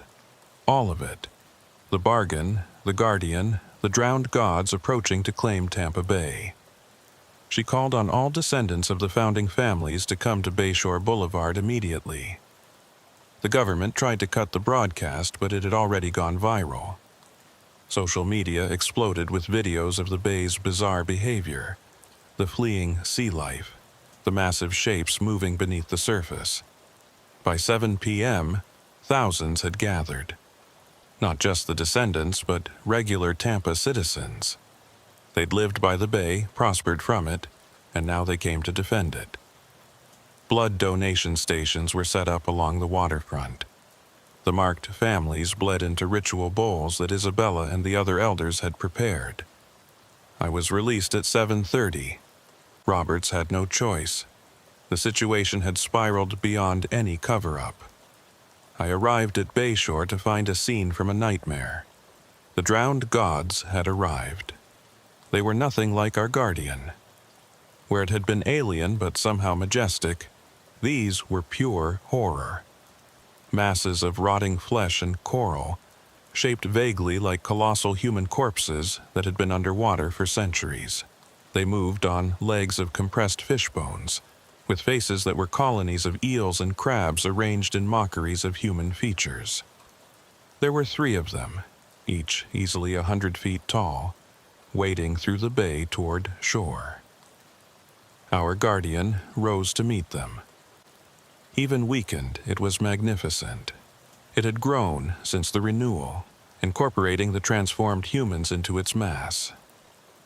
I could see Sophia and the others within its translucent body, their consciousness part of its own, directing its movements with human intelligence combined with ancient power. The battle was brief, but devastating. The drowned gods had numbers, but our guardian had home advantage and human cunning. It used the bay itself as a weapon, creating whirlpools and currents that battered the invaders. But it was losing, being pushed back toward the shore. That's when Isabella gave the signal. 3,000 people had given blood. The ritual bowls were poured into the rivers at precise moments, following Diego's instructions. The effect was immediate. Where salt and fresh water met, mixed with the willing blood of the covenant families, walls of energy formed. Not visible to the eye, but the drowned gods recoiled from them as if burned. Trapped between the barriers and our guardian, they fought desperately. One managed to reach shore, its massive form crushing a section of Bayshore before the combined blood of the crowd, people cutting their palms and pressing them to the ground, created a barrier that dissolved its foot into nothing. The guardian, strengthened by this display of human cooperation, pressed its advantage. It absorbed one of the drowned gods entirely, its mass doubling. The other 2 fled, sinking back into the deep trenches, wounded and defeated. As the sun set, the bay grew calm.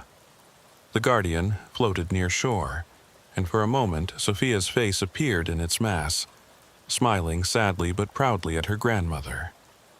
Then it too sank beneath the waves, returning to its eternal vigil. The aftermath was chaos. The government couldn't hide what millions had witnessed. Tampa Bay became ground zero for a new understanding of our world.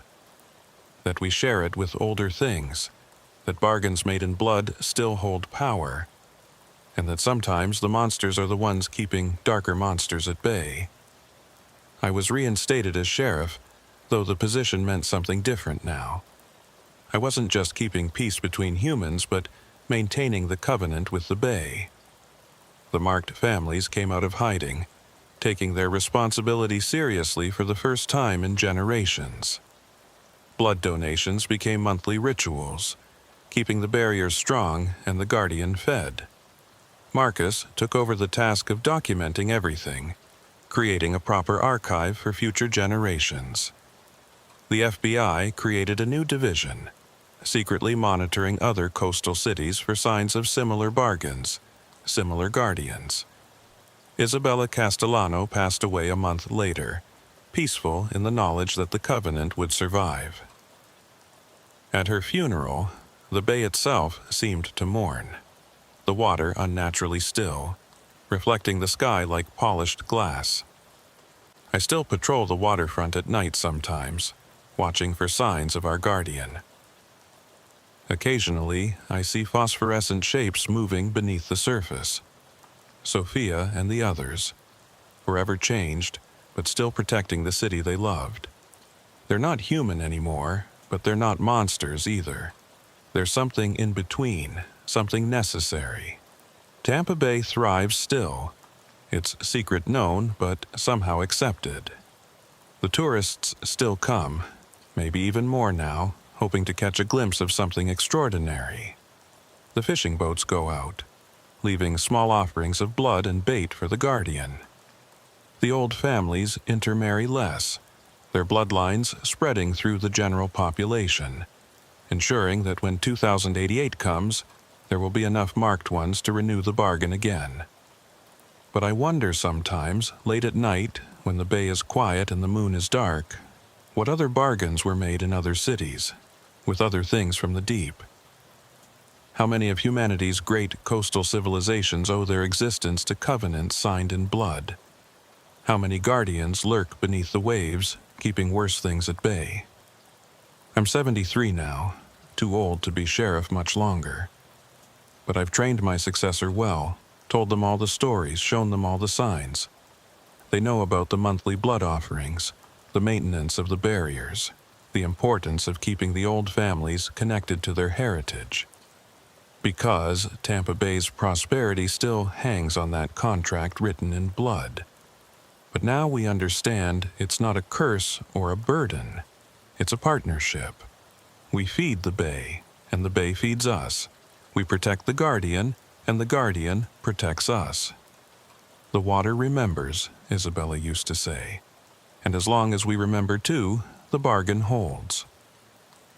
The next renewal is 65 years away. I won't live to see it. But I've made sure others will be ready. The journals are preserved. The families are tracked. The marks are documented. And somewhere in the deep waters of Tampa Bay, Sophia Castellano and the others swim eternal, neither human nor monster, but something more. They are our sacrifice and our salvation, our loss and our hope. They are what we might all become, eventually, as the waters rise and the world changes. Evolution or extinction, transformation or death. The same choice the Guardian offered in 1888. The same choice it will offer again. I sit on Bayshore Boulevard now, watching the sunset paint the bay in shades of red and gold. The water is calm, peaceful, but I know what lurks beneath. I know the price of that peace, and I know it's worth paying. Name's Sheriff Tom Brennan. Been keeping the peace in the Florida Keys since 1952. Seen hurricanes that wiped islands off the map, drug runners who thought they owned these waters, and enough strange deaths to fill a cemetery. But what I discovered in the summer of '75, hidden beneath the crystal-clear waters of our paradise, it proved that some conspiracies are real, and some secrets are worth killing for. The call came in at 4:17 a.m. on June 15th, 1975. I was already awake. Sleep didn't come easy anymore, hadn't since my tour in Korea. The voice on the other end belonged to Deputy Carlos Mendez, one of my best men, but he sounded rattled. "Sheriff, we got a situation out at Sugarloaf Key, the Marine Research Station. You better get out here quick." "What kind of situation?" "Multiple bodies, Sheriff. But that ain't the weird part, just, you need to see this yourself." The drive from Key West to Sugarloaf Key took me along the overseas highway, that ribbon of asphalt that connects our chain of islands like a string of pearls. Even in the pre-dawn darkness, the Keys were beautiful. The salt smell of the Atlantic on one side, the Gulf on the other. the rustle of mangroves in the humid breeze. The Oceanographic Research Station sat on the Gulf side of Sugarloaf, a collection of concrete buildings and docks that had been built in '68 with federal money. Officially, they studied coral reefs and fish populations. Unofficially, well, that's what I was about to find out. The place was lit up like Christmas when I arrived. 3 patrol cars, an ambulance, and surprisingly, 2 black sedans with government plates. Carlos met me at the gate, his usually jovial face grim. "How many bodies?" "7 confirmed so far, Sheriff. All employees of the station. But like I said, that ain't the weird part." He led me through the main building to what looked like a laboratory. The smell hit me first. Not death, exactly, but something chemical and wrong, like formaldehyde mixed with rotting fish. Then I saw the bodies. They were arranged in chairs around a conference table, all 7 of them, like they were having a meeting. But their skin was wrong. It had a greenish-blue tint and a texture like scales. Their eyes were open, bulging, the irises completely black. Between their fingers I could see what looked like the beginning of webbing. "Jesus Christ," I muttered. "That's not all," Carlos said, leading me to another room. This one contained tanks, dozens of them, filled with murky water. In several I could see human bodies floating, all showing various stages of the same transformation. Some looked almost normal except for patches of scales. Others were so changed I could barely recognize them as human. "Sheriff Brennan?" I turned to find a man in a black suit, federal badge hanging from his pocket. CIA by the look of him. They all had that same dead-eyed stare. "Agent Cooper," he said, not offering his hand. "This facility is now under federal jurisdiction. I'll need you and your men to—" "Hold up," I interrupted. "This is my county, my jurisdiction. You want to take over, you better have a damn good reason." Cooper smiled, the kind that didn't reach his eyes. "National security, Sheriff. This research station has been conducting classified experiments. The personnel here were exposed to a biological agent. We need to contain this before it spreads." Biological agent? These people look like they were turning into fish. "I've said all I'm authorized to say. Now, please remove your men from—" A scream cut through the air, high and desperate. We all ran toward the sound, finding Deputy Jim Harrison standing frozen at the door to a storage room, his flashlight beam fixed on something inside. In the corner, huddled behind some boxes, was a young woman. She was alive, but clearly affected by whatever had happened here. Patches of scales covered her arms and neck, and her fingers were webbed halfway to the tips. But she was conscious, aware, and absolutely terrified. "Please," she gasped, her voice raspy like she'd been screaming. "Don't let them take me back. They'll finish it. They'll complete the transformation." Cooper moved forward, but I stepped in his way. "Ma'am, I'm Sheriff Brennan. You're safe now. What's your name?" Dr. Sarah," she managed. "Marine biologist. I've been here for 3 years. They told us we were studying coral reef restoration, but that was just the cover. The real project, God help us, the real project was so much worse." Cooper pulled out a radio. "I need containment team at the storage facility. We have a live one." "Now hold on," I said, hand moving to my service revolver. "This woman needs medical attention, not containment." "Sheriff, you don't understand what you're dealing with," Cooper said, his voice cold. "She's been exposed to Project Siren. She's not fully human anymore." "I'm still human," Sarah screamed. "I'm still me. They did this to us against our will." I made a decision that would change everything. "Carlos, Jim, escort Dr. Sarah to my vehicle. We're taking her to the hospital." "Sheriff," Cooper's voice turned threatening, If you interfere with federal operations, arrest me then, I said. But I'm not letting you disappear this woman like she never existed. Cooper's hand moved toward his jacket, but Carlos and Jim had already drawn their weapons, not quite pointing them at the federal agents, but making their position clear. The standoff lasted maybe 10 seconds before Cooper stepped back. You have no idea what you're starting, Sheriff. This goes all the way to the top. People who cross this operation don't tend to live long. Is that a threat? It's a fact. Take the woman if you want.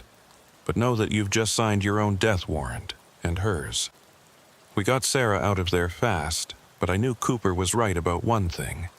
I'd just stepped into something way bigger than a murder investigation. As we drove toward the Lower Keys Hospital, Sarah huddled in the back seat. I tried to get her to talk. Dr. Sarah. What is Project Siren? She looked at me with eyes that were still human, despite the black creeping in around the edges of her irises. They found something, Sheriff. In the deepest part of the ocean trench off the Keys, a civilization, an ancient one. What kind of civilization? The kind that was here before humans, before mammals even. They'd been down there for millions of years, waiting. Carlos glanced at me from the driver's seat, his expression skeptical. But I'd learned long ago that the Keys held secrets stranger than most people could imagine. Waiting for what? For us to develop enough technology to find them, to communicate with them. The Navy detected their city in 1969 during a submarine mapping project. They've been studying it ever since. And Project Siren? Sarah held up her webbed hand. They're changing us. The beings down there, they can't survive at our pressure, and we can't survive at theirs. So the government made a deal. They would create hybrids, humans who could live in both worlds. Ambassadors. You're saying the government is turning people into fish humans to talk to underwater aliens? Not aliens, she corrected. They're from Earth. They were here first. We're the invaders, Sheriff. And now they want their ocean back. We never made it to the hospital. 3 miles from Sugarloaf, a black van forced us off the road. Not Cooper's people, someone else. The men who pulled us from the wrecked cruiser wore no uniforms, showed no badges. They shot Carlos and Jim without hesitation, execution style to the head. They would have shot me too, but Sarah did something I'll never forget. She screamed, not a human scream, but something that penetrated not just my ears, but my bones, my soul. The sound shattered the van's windows and dropped our attackers to their knees, blood running from their ears. In the chaos, she grabbed my hand with her webbed fingers and pulled me toward the water. "Trust me," she said, and dove in, dragging me with her. I've been a strong swimmer all my life, but I couldn't have survived what happened next without her. She pulled me down, deeper than I'd ever gone, my lungs burning for air. Just when I thought I'd drown, she pressed her mouth to mine, not a kiss, but something else. She breathed into me, and suddenly I could breathe underwater. Not normal breathing, but something that kept me alive. We swam for what felt like hours, but was probably minutes, her transformed body moving through the water with impossible grace while she pulled me along. We surfaced in a mangrove thicket on No Name Key, hidden from view. "They'll kill us both now," she gasped, the air seemingly harder for her to breathe than water. "The project, the truth about what's down there, they'll never let it get out." "Then we need evidence," I said, spitting out seawater. "Proof of what they're doing." "There's someone who can help," she said. "Dr. Marcus Webb. He quit the project 6 months ago, said it was unconscionable. He lives in Marathon, if he's still alive. Then that's where we go. But first, we need to get off this island without being seen." As the sun rose over the Keys, painting the water in shades of gold and turquoise, I realized my life as a simple sheriff was over. I was now part of something that would either save humanity or destroy it. And looking at Sarah's transformed features, I wasn't sure which outcome was worse. We borrowed a small boat from the no-name Key Marina. I'd make it right with the owner later if I lived through this. Sarah navigated while I kept watch for any signs of pursuit. She had to stay wet, dunking her head in a bucket of seawater every few minutes as her gills, yes, gills, hidden beneath the scaling on her neck, started to develop more fully. "How long before the transformation completes?" I asked. "Without the final treatments. Maybe 3 days, maybe less. My body's changing faster now, like being in the ocean triggered something." Marathon was a risk.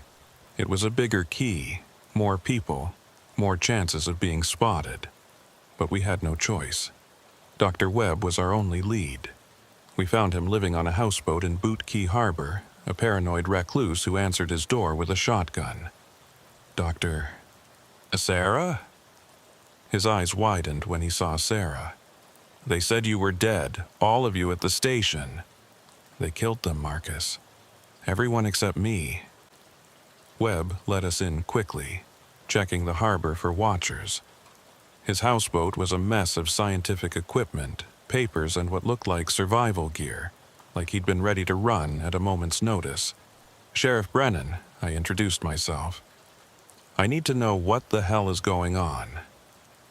Webb poured himself a drink, rum, straight, and offered me one. I took it. "It started in 1969, he began. "The USS Scorpion, a nuclear submarine, was doing deep water surveys off the Puerto Rico Trench. They found something. A city, Sheriff. A vast city at a depth of 27,000 feet. Architecture that defied everything we knew about engineering. Still inhabited." He pulled out a folder of photographs, grainy sonar images, and a few actual photos that must have been taken by deep-sea cameras.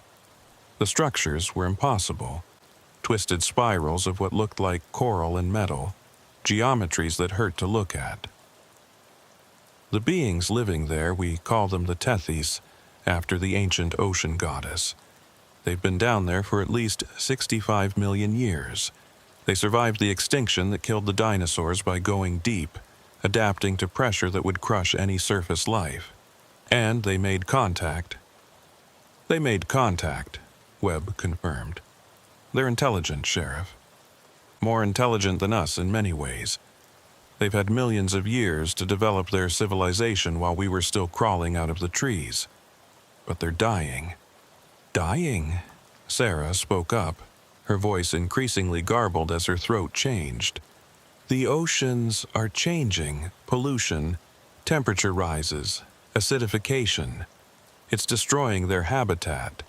They need to come up, but they can't survive in our pressure any more than we can in theirs. So, Project Siren was supposed to create a bridge," Webb finished. "Hybrid beings who could go between worlds. Voluntary at first. Military volunteers who were told they'd be pioneers. But when the volunteers started dying or going insane from the transformation, they started taking people involuntarily. Homeless, runaways, people who wouldn't be missed. And the research station? One of 12 facilities worldwide. The US has 3, the Soviets have 2, the Chinese have 2, and the rest are spread among allied nations. It's a global conspiracy, Sheriff. Every major government knows about the Tethys." I stood up, pacing the small cabin. "Why keep it secret? Why not tell people?" Webb laughed bitterly. "Can you imagine the panic? Telling humanity that we're not the dominant species on Earth?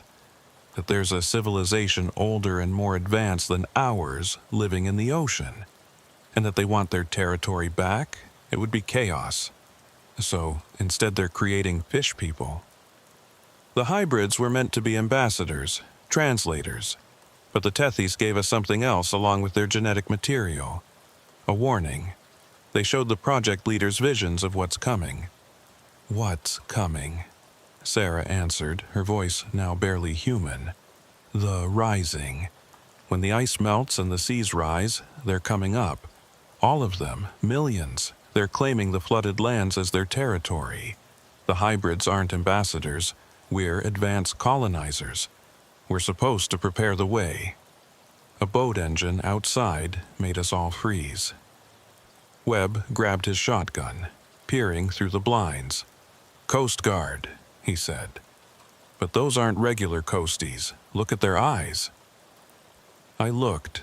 Even from a distance, I could see the telltale black irises. Hybrids, further along than Sarah. "They found us," Webb said. "They must have tracked Sarah somehow." "The transformation," Sarah gasped. "We're connected now. All of us who've been changed. I can feel them. They're not hostile. They're recruiting." The boat pulled alongside the houseboat. 3 figures boarded, moving with an unnatural fluidity. When they entered the cabin, I recognized one of them. Commander Jack Morrison, U.S. Coast Guard. A man I'd known for 10 years. "Tom," he said, his voice carrying harmonics that shouldn't come from a human throat. "We're not here to hurt anyone. We're here to offer you the truth." "Jack, Jesus Christ, what did they do to you?" "They opened my eyes," he said. Literally. His eyelids opened sideways now, like a fish. "The transformation isn't a curse, Tom. It's evolution. The Tethys aren't our enemies. They're trying to save us. Save us from what? From ourselves. From extinction. The surface world has maybe 50 years left, Tom. The climate change, the pollution, the wars that are coming over resources. Humanity as we know it is doomed. But life in the ocean, merged with the Tethys, that's forever." Sarah Saya stood up, drawn toward the other hybrids. "I can feel it," she said. "The collective, they're all connected. All one consciousness but maintaining individuality. It's beautiful." "It's mind control," Webb spat, raising his shotgun. Morrison moved faster than human reflexes should allow, disarming Webb without violence. "Dr. Oshibiasa, you ran because you were afraid. But you don't understand what we're offering. The Tethys have technology beyond our imagination. Medical knowledge that could cure any disease. Energy sources that would end all scarcity. All they ask is that we share the planet properly. By turning us into them. By giving us the choice to adapt or die." Morrison turned to me. "Sheriff, you're respected in the Keys. People trust you. Help us make this transition peaceful. And if I refuse, then you'll watch from the surface as your world drowns. The transformation is already beginning, Tom. There are thousands of us now, in every coastal city, every naval base. The government can't stop it because half the people running the project have already turned. We are the future." Sarah took a step toward them, then stopped, looking back at me. "Sheriff, I can hear them, the Tethys. They're not monsters. They're scared, just like us. Their world is dying and ours is about to. Maybe this is the only way." I looked at the 4 hybrids, then at Webb, still human, still terrified. "I need proof, not just words. Show me these Tethys. Show me they're not planning to just wipe us out and take over." Morrison smiled, revealing rows of sharp teeth. "I was hoping you'd say that. There's a gathering tonight, full moon. The Tethys are sending an emissary to the surface for the first time in recorded history. They want to meet with human leaders, make their case directly. Where? The Blue Hole, midnight. Come see for yourself, Tom. See what we're becoming. What we all must become." After they left, Webb slumped against the wall. "It's a trap, has to be." "Maybe," I said. "But trap or not, I need to know the truth." Sarah was standing at the window, looking out at the ocean. Her transformation was accelerating. Scales now covered most of her body, and her fingers were fully webbed. "I can feel the pull," she said. "The ocean calling me home. By midnight, I'll be one of them completely. Then we'd better get our answers before then," I said. The Blue Hole was a famous diving spot in the Keys, a perfectly circular pool of deep water surrounded by coral reef. At midnight, under the full moon, it looked like a portal to another world, which, I was about to learn, it essentially was. Boats had gathered, military, government, and civilian. I recognized faces from Washington, known politicians and military brass, but many showed signs of transformation. The division between human and hybrid was blurring. At exactly midnight, the water in the Blue Hole began to glow with a phosphorescent light. Something rose from the depths, not quickly, but with deliberate, ancient purpose.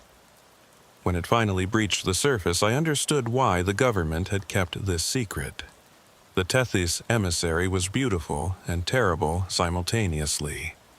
Imagine a being 50 feet tall, with a body that seemed to be made of living water and coral, constantly shifting and reforming. It had what might have been a face, with eyes that held intelligence older than human civilization. When it spoke, it didn't use words, but somehow everyone understood. It showed us visions, the Earth as it was millions of years ago, oceans teeming with Tethys cities. The asteroid impact that drove them deep. Their patient waiting as mammals evolved, as humans arose.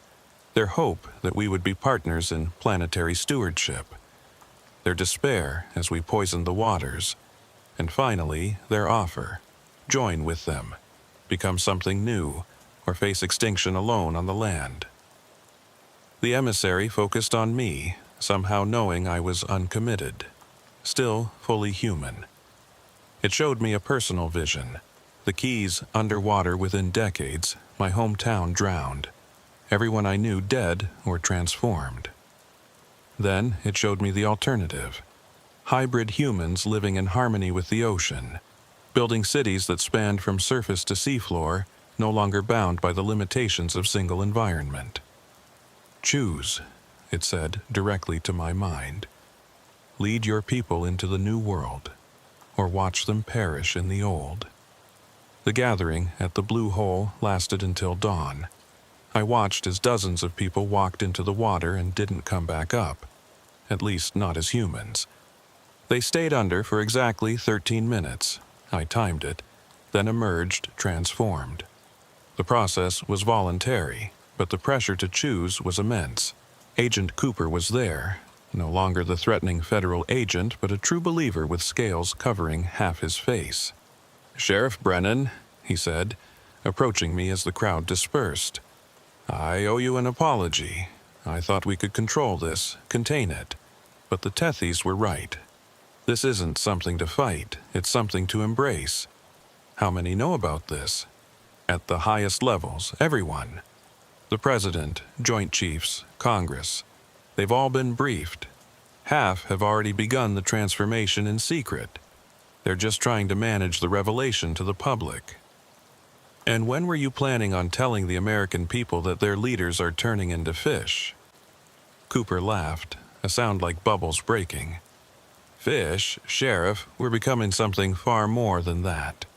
The Tethys have knowledge of the cosmos, of dimensions beyond our three. They've been to space, Sheriff. Not in ships, but through the deep ocean trenches that connect to other places. The transformation isn't just physical, it's consciousness expansion." Dr. Webb had refused to attend the gathering, barricading himself in his houseboat. But Sarah had gone. And when she returned, she was no longer recognizably human. Her skin was completely covered in iridescent scales, her eyes solid black, but somehow still expressive. She could no longer speak above water, but in the shallow water by the dock, her voice was clear. "Tom," she said, using my first name for the first time, "I understand everything now. The research station, the killings. It was a faction of humans trying to stop this. They killed the researchers who were willing participants, tried to destroy the project. But it's too late. The transformation can't be stopped. Who's behind the resistance? A group called the Terra Firma Alliance. Military hardliners, religious fundamentalists, people who see this as an invasion to be repelled. They're planning something catastrophic, Tom.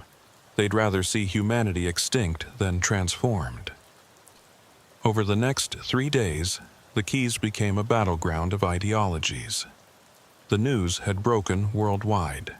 Someone leaked footage of the Tethys emissary at the Blue Hole. Panic, as predicted, was immediate. Stock markets crashed, religions declared end times, and millions fled coastal areas. But millions more came to the coasts, seeking transformation. I remained sheriff, trying to maintain order as my county became ground zero for humanity's evolution. The transformation centers, formerly secret facilities, opened to the public. The lines stretched for miles. Families argued, split apart. Some embraced the change, others violently opposed it. Then the Terra Firma Alliance made their move. It was July 4th, 1975. Independence Day took on a whole new meaning. I was at my office when the first explosion rocked Key West. The Terra Firma Alliance had planted bombs at every transformation center from Miami to Key West. But these weren't ordinary bombs. They were designed to poison the water itself, to make the ocean toxic to both Tethys and hybrids. The chemical they used was something developed in secret military labs, a synthetic compound that broke down the cellular structure of transformed tissue. Within minutes of the explosions, every hybrid in the water began screaming. I rushed to the nearest bombing site, the Key West harbor. The water had turned a sickly yellow color, and transformed humans were crawling onto shore, their scales falling off in sheets, their gills bleeding.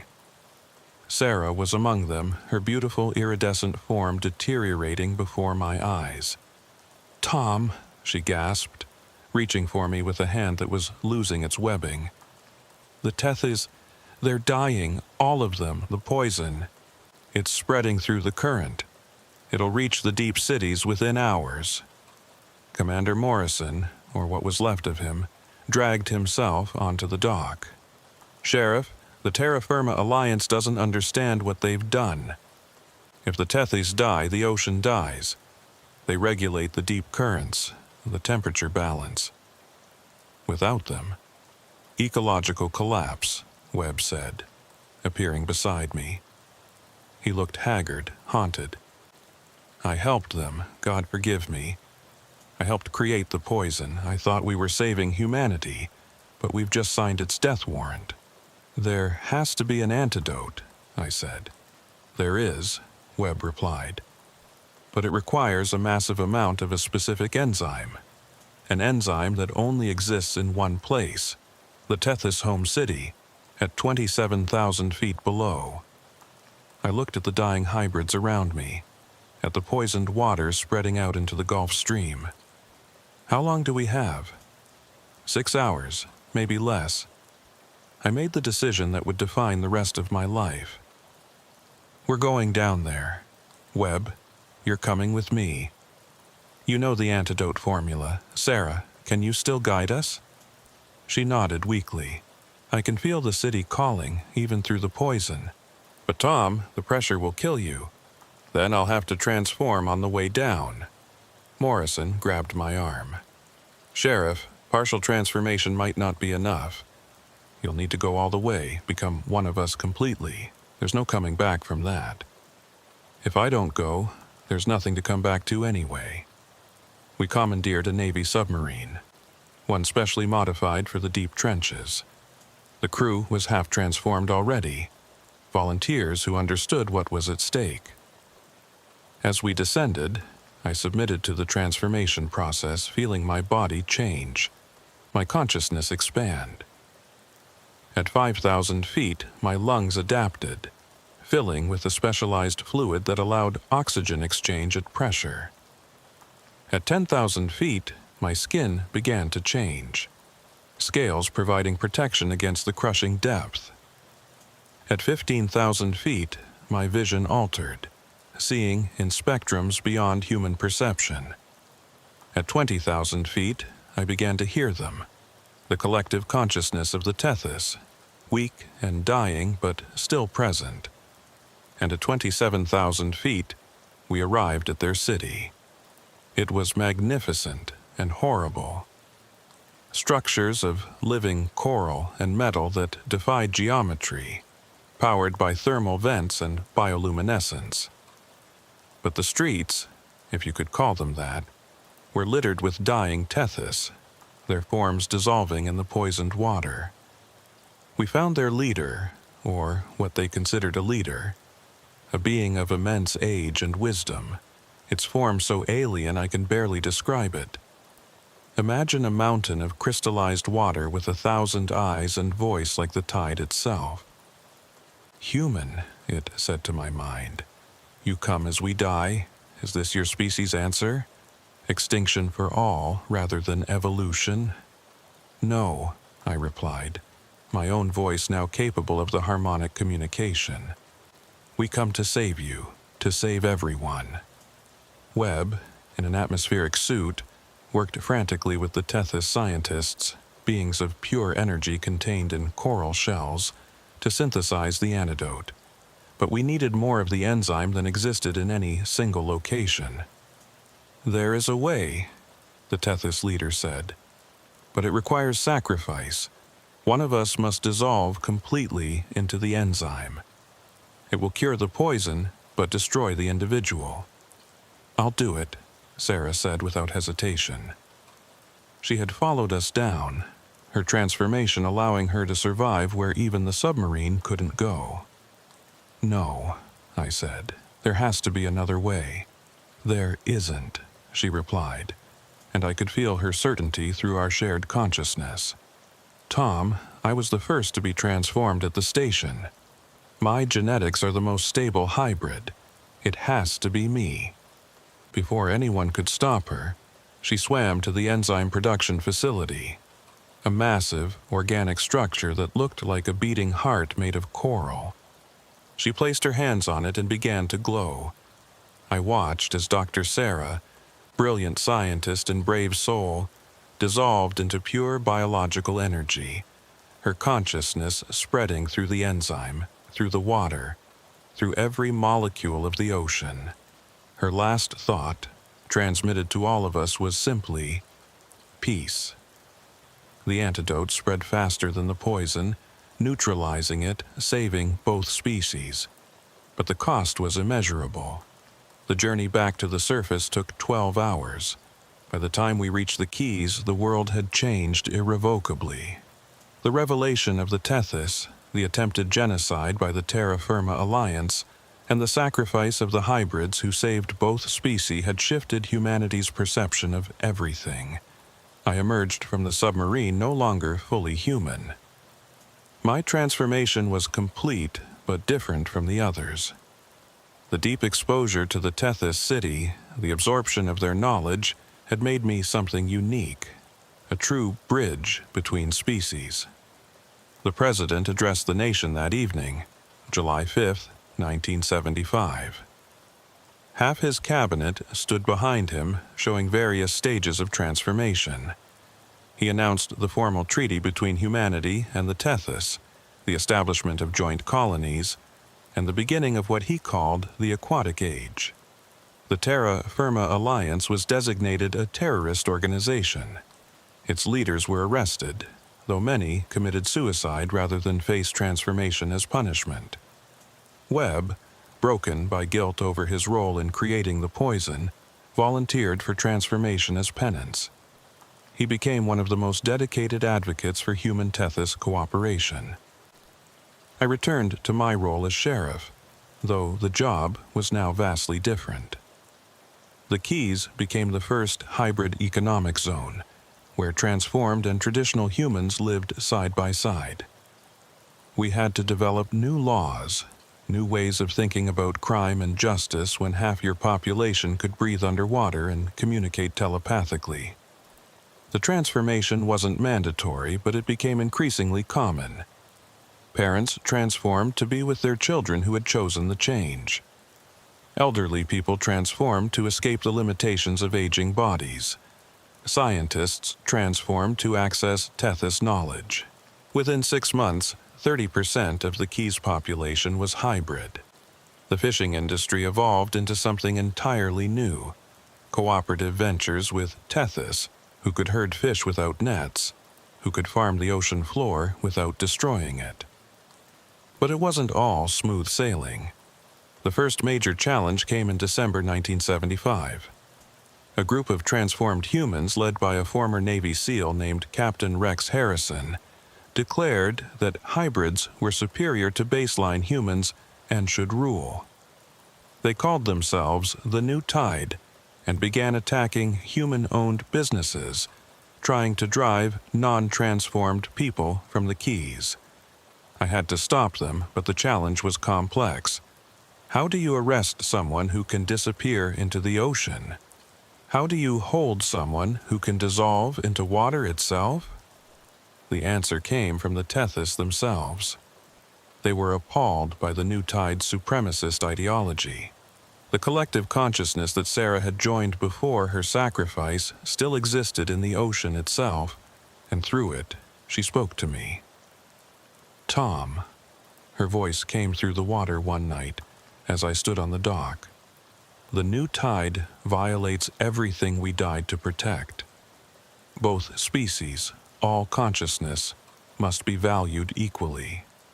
With her guidance and the Tethys' help, we developed new containment methods: electromagnetic fields that prevented transformation, specialized cells that could hold water-form beings.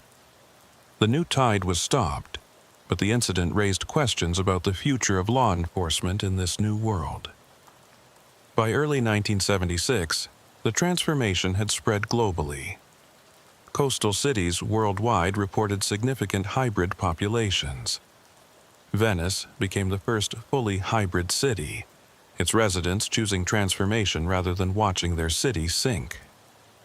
The Netherlands converted entirely, their battle against the sea ending in synthesis with it.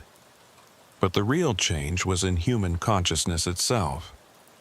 Those who transformed reported a connection not just to the Tethys, but to the ocean as a living entity. They could feel its pain from pollution, its joy in healthy reefs.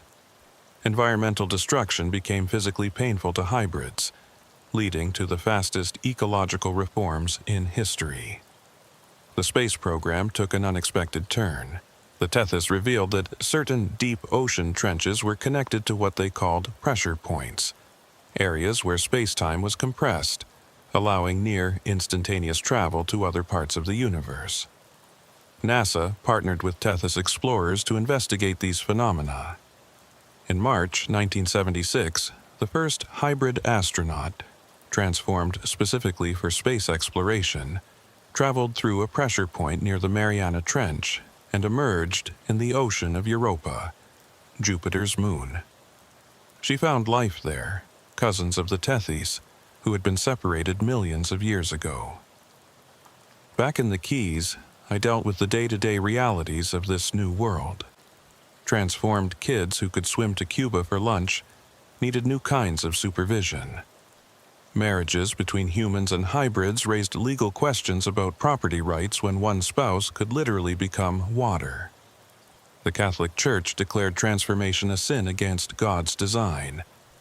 The Pope himself condemned it until a hybrid cardinal showed him visions of Christ walking on water, suggesting maybe this was part of the divine plan all along. The church split, with coastal parishes embracing transformation while inland churches rejected it. Crime evolved too. Drug runners used transformed mules who could swim underwater for miles, carrying product in specialized organs. Hackers discovered they could interface with Tethys biocomputers, creating new forms of cybercrime. Murder became complicated when victims could sometimes be revived by reconnecting them to the collective consciousness. I found myself changing beyond the physical transformation. The Tethys knowledge I'd absorbed gave me understanding of patterns, connections between events that seemed unrelated. I could sense crimes before they happened, feel the disturbances in the collective consciousness. Sarah's presence was always there, distributed through the ocean but still distinctly her. She became the Key's guardian spirit, warning of hurricanes days before satellites detected them, guiding lost swimmers home, sometimes manifesting as phosphorescent writing in the water to communicate important messages. One night, a year after the transformation began, she appeared to me more solidly than usual, the water taking her old form. "Tom," she said, "I need to show you something." She led me to a deep channel off Key West, where the water glowed with an unusual light. There, rising from the depths, was something new. Structures that were neither fully Tethys nor human design, but a fusion of both. Buildings that breathed, streets that filtered water, homes that grew from coral but with human comfort in mind. The first hybrid city, she explained. Not replacing the surface, but complementing it. This is what we're building together. The city was named New Tethys, and within months it had a population of 10,000.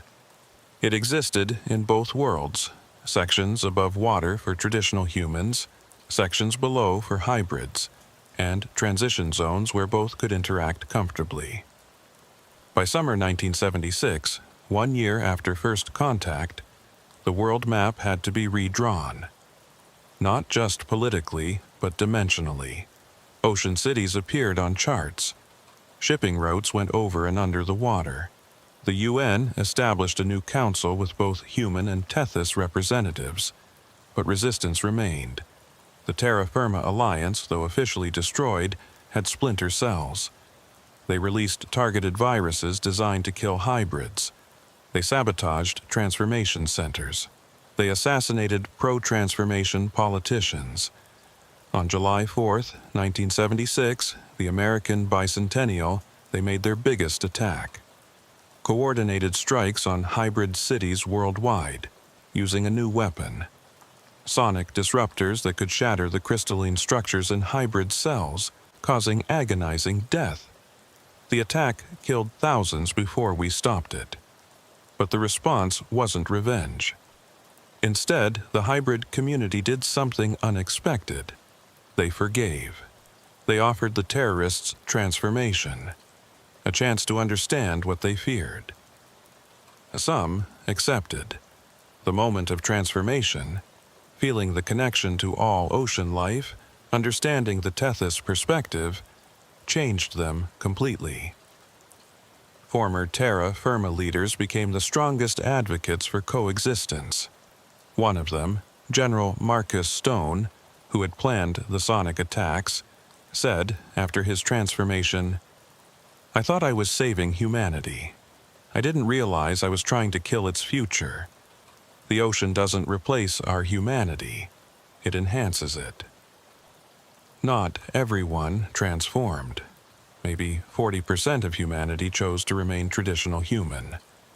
But the relationship between the two groups stabilized. Hybrid and human marriages became common. Children were given the choice at 18 whether to transform or remain human. Technology advanced rapidly. Tethys bioengineering revolutionized medicine. Cancer became curable when doctors could literally communicate with cells. Mental illness was treated through selective connection to the collective consciousness. Aging slowed dramatically for those who chose partial transformation. The Keys became a model for the world.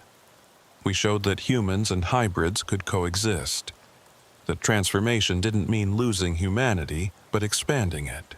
Tourism boomed as people came to swim with Tethys, to see the hybrid cities, to experience the collective consciousness temporarily through guided meditation. My job as sheriff evolved into something unprecedented. I became a mediator between species, a bridge between worlds.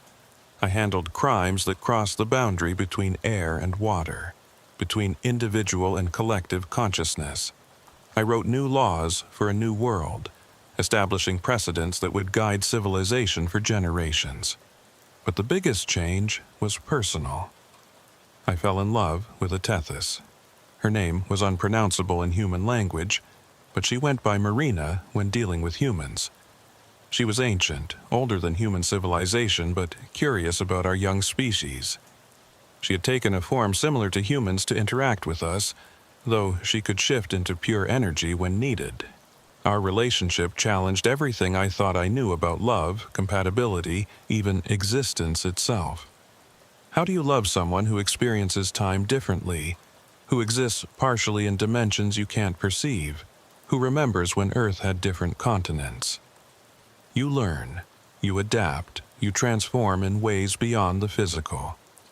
We were married in December 1976, in a ceremony that took place simultaneously above and below water, conducted in harmony between human ministers and Tethys elders. Sarah manifested in the water to give her blessing, her consciousness brightening the ocean for miles. The world watched, as it was the first formal human-Tethys marriage.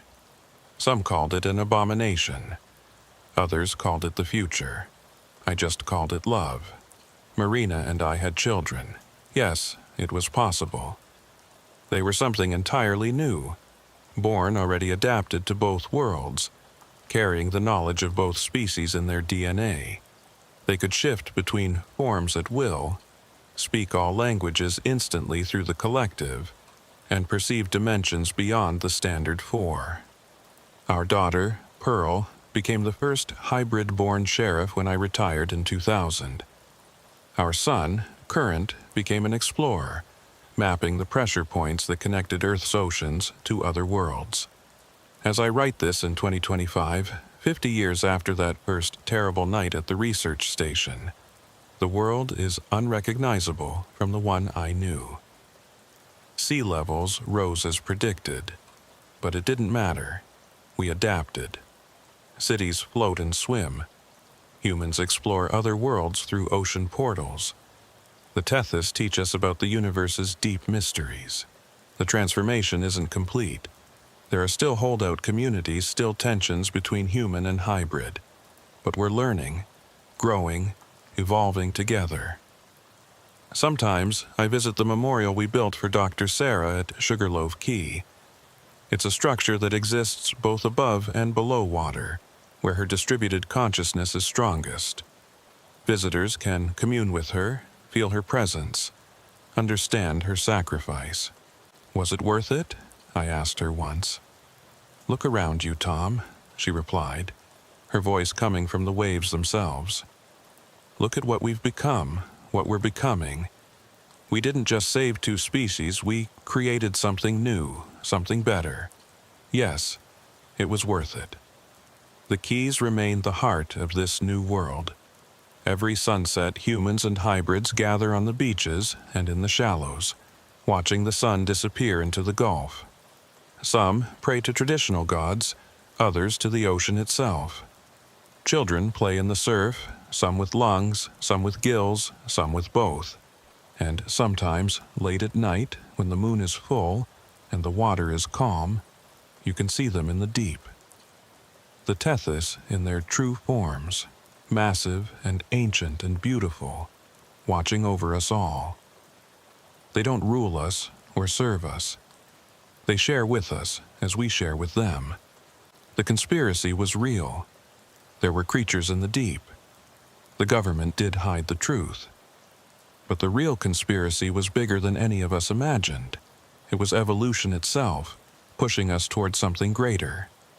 The secret wasn't that monsters lived in the ocean. The secret was that we were meant to join them, to become something more than human or Tethys. We were meant to become Earth's children, all of us, united in protecting our blue world as we reach for the stars through the deep waters that connect all things. My name is Sheriff Tom Brennan, and I was born human. I'll die as something more. And in between, I've lived through humanity's greatest transformation. The water remembers everything. And now, so do we.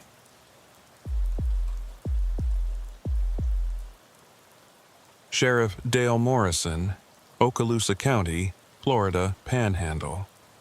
43 years I wore this badge, from 1959 to 2002. Dealt with spring breakers, drug smugglers, and enough hurricane damage to rebuild the coast 3 times over. But what happened in the fall of 1982, in the pine forests north of Crestview, that's what made me believe that some evils are older than Florida itself. October 3rd, 1982. The morning mist was still clinging to the pine forests when I got the call. Deputy Rick Hawkins, young kid fresh from Tallahassee, voice shaking over the radio. "Sheriff, we got multiple bodies out here on Highway 90, about 10 miles east of Crestview. You're going to want to see this yourself." The Panhandle was different from the rest of Florida. Up here, we had hills, actual hills, covered in longleaf pines and turkey oaks. The Spanish moss hung like funeral shrouds, and the morning fog could turn familiar roads into something from a nightmare. This October had been unusually cold, and the fog was thicker than I'd seen in years. I drove my Crown Vic through that soup, following the flashing lights of emergency vehicles. The scene was just off the highway, down an old logging road that hadn't been used since the 60s. 3 patrol cars, an ambulance, and surprisingly, a military vehicle from Eglin Air Force Base. Rick met me at the perimeter, his face pale beneath his tan. "Sheriff, I've never seen anything like this." He led me through the pines to a small clearing.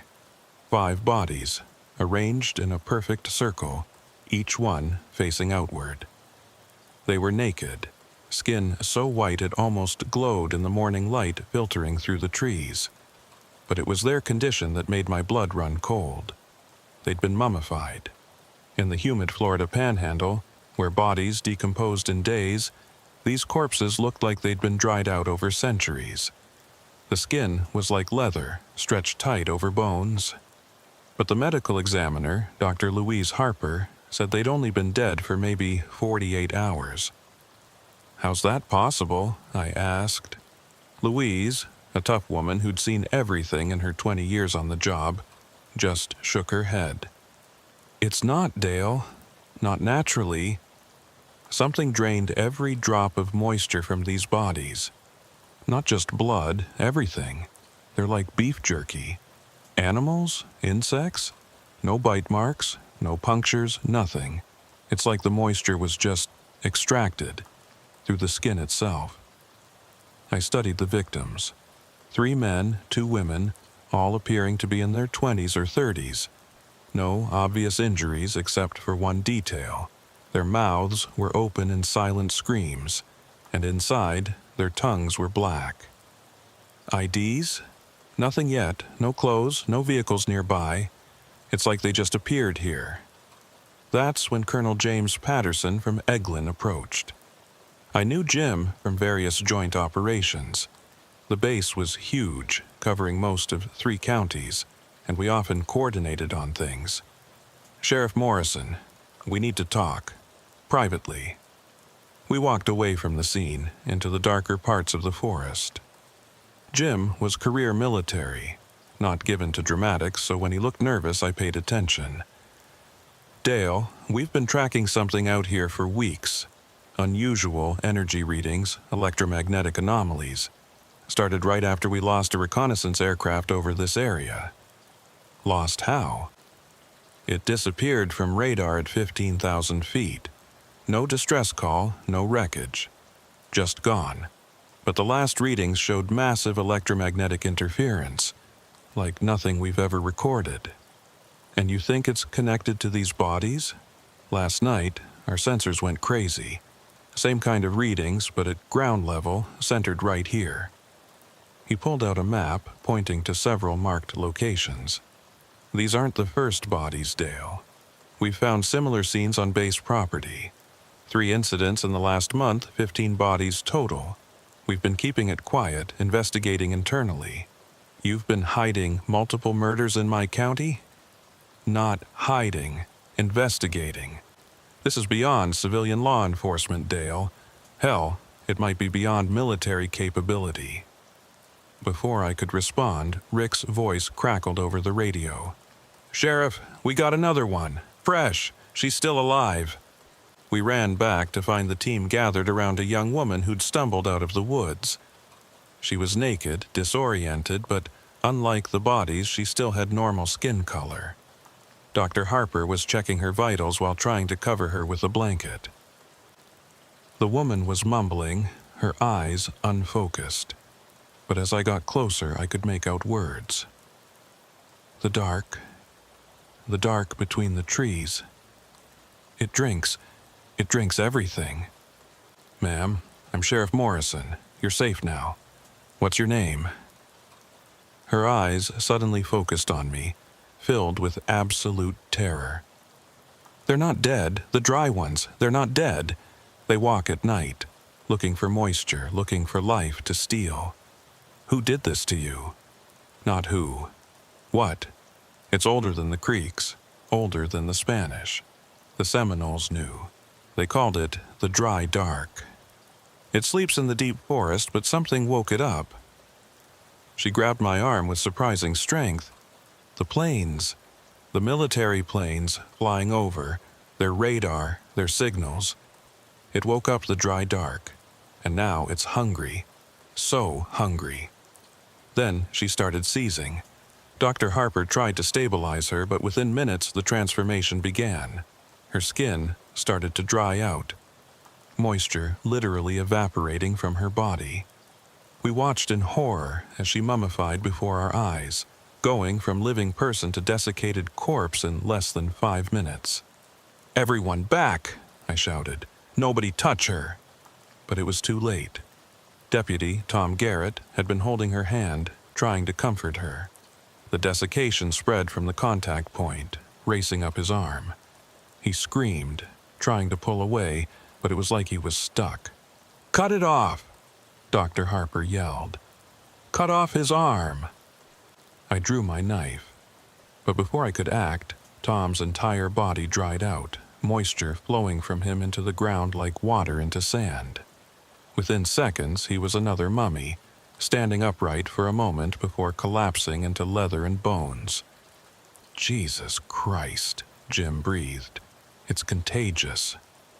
That's when we heard it. A sound like wind through dry leaves, but rhythmic, deliberate. The 5 original bodies were moving. Not much, just slight twitches, but their heads were turning toward us. "Run," I said, then louder. "Everyone run! Get to the vehicles!"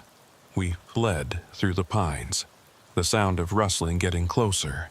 I glanced back once and saw them. The mummified corpses, moving with jerky, unnatural gaits, reaching out with desiccated hands. They weren't fast, but they were relentless. We made it to the vehicles, but Rick's patrol car wouldn't start. The engine turned over, but immediately died. Jim checked his military vehicle. Same problem. "EMP," Jim said. "Electromagnetic pulse. Whatever's causing this, it's interfering with the electronics." My old Crown Vic, with its simple engine, was the only vehicle that started. We piled in, 7 of us in a car meant for 5, and I floored it out of there. In the rearview mirror, I saw the mummies emerge from the tree line, standing in the road, watching us flee. Back at the sheriff's station in Crestview, I called an emergency meeting. Every deputy, the state police, even the FBI field office in Tallahassee. But it was Jim Patterson who brought the most disturbing information. "Gentlemen, what I'm about to show you is classified," he began, setting up a projector. "But given the circumstances, you need to know what we're dealing with." The images he showed were from military surveillance flights over the Blackwater River State Forest, the massive wilderness area north of Crestview. The photos showed clearings similar to where we'd found the bodies, but from above, they formed a pattern, a massive spiral with each clearing as a point. "This pattern has been forming for months," Jim explained. "Each incident site is precisely placed. Whatever's doing this, it's not random. It's creating something. A symbol, maybe, or a summoning circle, said a voice from the doorway. We all turned to see an elderly Native American man, dressed in worn jeans and a flannel shirt. I recognized him. Robert Crow Feather, one of the last full-blooded Creek Indians in the area, lived on the reservation near Blackwater. "Mr. Crow Feather," I said, "what do you know about this?" "More than you want to hear, Sheriff. My grandfather told me the stories passed down from before the Trail of Tears. The dry dark, the thirst that walks. It's been sleeping under the Blackwater Forest for centuries. The creek knew to leave it alone, to never disturb certain places." "But the military base," Jim said, understanding dawning on his face. "Our low-level flights, the radar installations. You've been pounding the earth with your invisible waves, shaking it awake. And now it's feeding, growing stronger with each feeding." "How do we stop it?" I asked. Robert pulled out an old leather pouch. "The old ways. Water blessed by lightning, salt from tears of grief, and fire that's never known wood, only bone." He looked at each of us. "But first you need to understand what you're fighting." He told us the legend. The dry dark was something that came before humans, before animals, maybe before life itself. It existed in the spaces between, in the gaps in reality. It fed on life force, on the water that made life possible. The creek had found a way to put it to sleep, to bind it with rituals and sacrifices. "But bindings wear thin," Robert said. "And your technology, your electromagnetic signals, they're like acid on the old bindings." Over the next 2 days, we tried to establish a perimeter around the affected area. But the dry dark was spreading. More bodies appeared, always in groups of 5, always arranged in circles.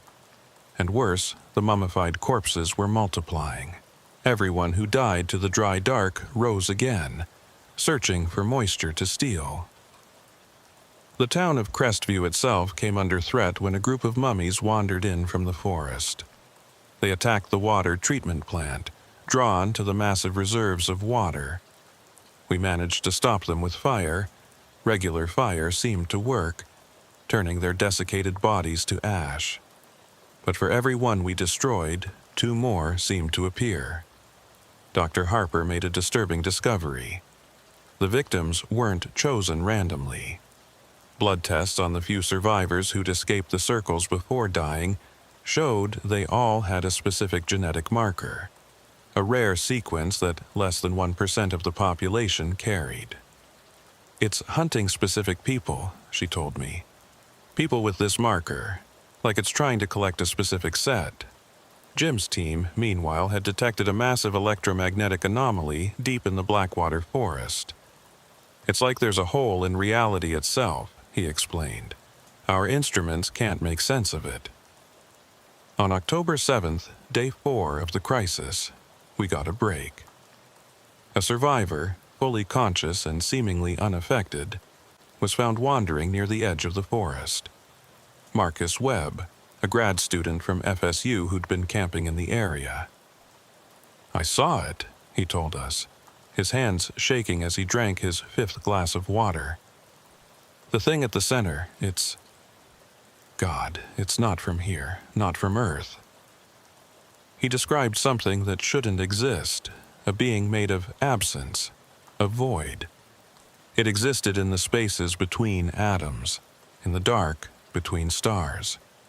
When it manifested physically, it looked like a moving shadow that desiccated everything it touched. "It spoke to me," Marcus continued. "Not in words, but in dryness. It showed me visions of other worlds it had consumed, turned into dust bowls, lifeless husks. Earth is just its latest feeding ground." "Why didn't it take you?" I asked.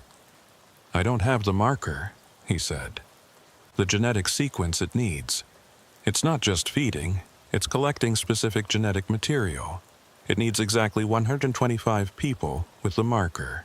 That's when it can fully manifest, fully anchor itself to our reality. "How many has it taken?" Jim asked. I did the math. If our count is right, 118. "7 more," Robert Crowfeather said. "7 more, and it becomes permanent, unstoppable." We had to act fast. Robert said there was a way, a ritual the creek had used centuries ago to force it back to sleep. But it required specific elements, and, more importantly, a sacrifice. Someone with the genetic marker had to willingly enter the void, carrying the binding elements, sealing it from the inside. "It's a death sentence," Robert said plainly. "Whoever does this won't come back." We tested everyone: deputies, military personnel, volunteers. Out of nearly 200 people, only 3 had the marker. One was Louise Harper. Another was a young airman from Eglin. The third was me. The night of October 8th, we prepared for the ritual. Robert Crowfeather had gathered what we needed: water that had been struck by lightning, collected from a storm earlier that year, salt made from evaporated tears from a creek funeral ceremony, and bone fire and phosphorus from cremated remains. These elements would create a barrier the dry dark couldn't cross, but they had to be activated from inside its realm. Jim had his men set up a perimeter around the anomaly site, using flamethrowers to keep the mummies at bay. The forest was crawling with them now. We estimated over 200, all searching for moisture, for life. "I should be the one to go," Louise said. We were standing at the edge of the anomaly, a space between 2 ancient pines where reality seemed to warp. "I'm older. I've lived my life." "No," I said. "I'm the sheriff. Protecting this county is my job." The young airman, Tommy, stepped forward. "With respect, sir, I'm military. This started because of our operations. It should be one of us who—" The argument was cut short by an attack. Mummies burst from the underbrush, moving faster than before, more coordinated. As we fought them off, I made my decision. While the others were distracted, I grabbed the ritual elements and dove into the anomaly. The sensation was like being turned inside out while drowning in sand. I found myself in a place that wasn't a place, a void between realities where the dry dark lived. It was vast, endless, and utterly hostile to life. The entity noticed me immediately. It didn't have a form exactly, but rather was an absence of form, a moving void that desiccated reality itself. When it spoke, it was like having moisture pulled from my thoughts. "You carry the mark. You will complete the collection." "No," I said, holding up the lightning water. It glowed in this place, a beacon of life in the void. "I'm here to send you back to sleep." Sleep is temporary. Hunger is eternal. Your world is so full of water, so full of life. We will drain it all. We, it said we. I realized with horror that the dry dark wasn't one entity, but a collective. A species of void beings that moved from world to world, draining them of life. I started the ritual Robert had taught me, speaking words in Creek that I barely understood. The salt tears formed a circle around me, keeping the entity at bay. The bone fire created light in the absolute darkness. But I needed to reach the center, the anchor point where the dry dark was trying to fully manifest. As I moved deeper into the void, I saw them, the 118 people it had taken. They weren't dead, not exactly. They existed in a state of perfect desiccation, their consciousness trapped in bodies without moisture. They were aware, suffering, eternal prisoners. Among them, I recognized faces from the missing persons reports we'd been accumulating. Men, women, even children, all with that genetic marker that made them suitable for the entity's purpose. "I'm going to free you," I promised, though I wasn't sure how. At the center of the void was something like a heart, a pulsing absence that was drawing energy from our world, preparing to fully manifest. I had to destroy it, but touching it would mean instant desiccation. Then I remembered something Robert had said. The dry dark fears only one thing: the possibility of drowning in life itself. I took the lightning water and drank it, all of it. The effect was immediate and agonizing. In this void, where moisture couldn't exist, I had become a paradox, a being full of charged water in a place of absolute dryness. My body began to glow, then burn with internal light. The dry dark recoiled. Impossible. You will destroy yourself. Maybe, I said, walking toward the heart, but I'll take you with me. I embraced the heart of the void. The explosion of opposites, life and void, moisture and desiccation, existence and absence, created a shock wave that rippled through realities. The void began to collapse, the dry dark shrieking in frequencies that shattered thought itself. The 118 trapped souls were freed, their consciousness returning to whatever came after death. The mummies in our world collapsed into dust, and the dry dark was forced back into dormancy, sealed by the paradox of water in the void. But I was trapped in the collapse. I should have died. By all laws of physics and reality, I should have been annihilated in the collision between existence and void. But something else happened. I found myself in a place between places. Not the void where the dry dark lived, but not our reality either. It was like standing in a room with walls made of possibility, where I could see our world but couldn't quite touch it. Time moved differently here. I watched from this in-between space as the search teams looked for my body. I saw Jim Patterson leading military teams to seal the anomaly sites with concrete and electromagnetic barriers. I witnessed Robert Crow Feather performing cleansing rituals at each location where people had died. I tried to communicate, to let them know I was alive, in a sense, but I was like a ghost, present but unable to interact. Days passed, then weeks. They held a memorial service for me. Louise Harper gave a eulogy that would have made me cry if I still had tears. But I wasn't alone in this space.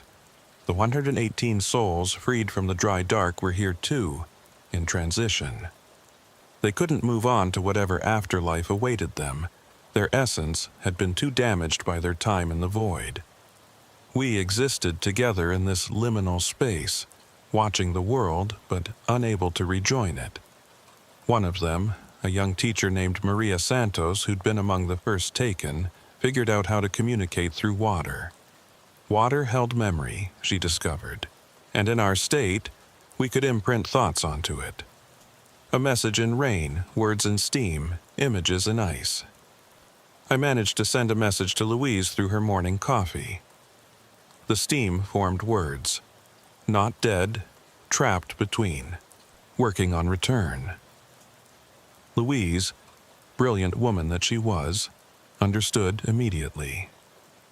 She gathered Robert Crow Feather and Jim Patterson, and together they began researching how to bring us back. The solution came from an unexpected source, the dry dark itself. Though dormant, it had left traces in our reality, thin spots where the barrier between dimensions was weak. These spots could be used as doorways, but opening them risked waking the entity again. Robert proposed a different approach.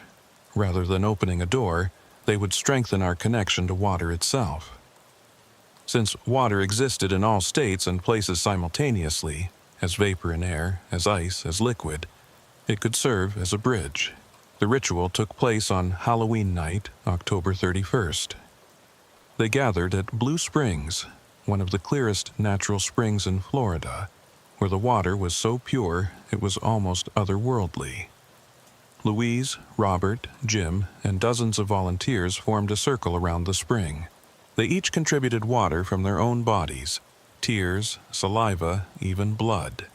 This human water was mixed with the spring water, creating a connection between the living and those trapped between.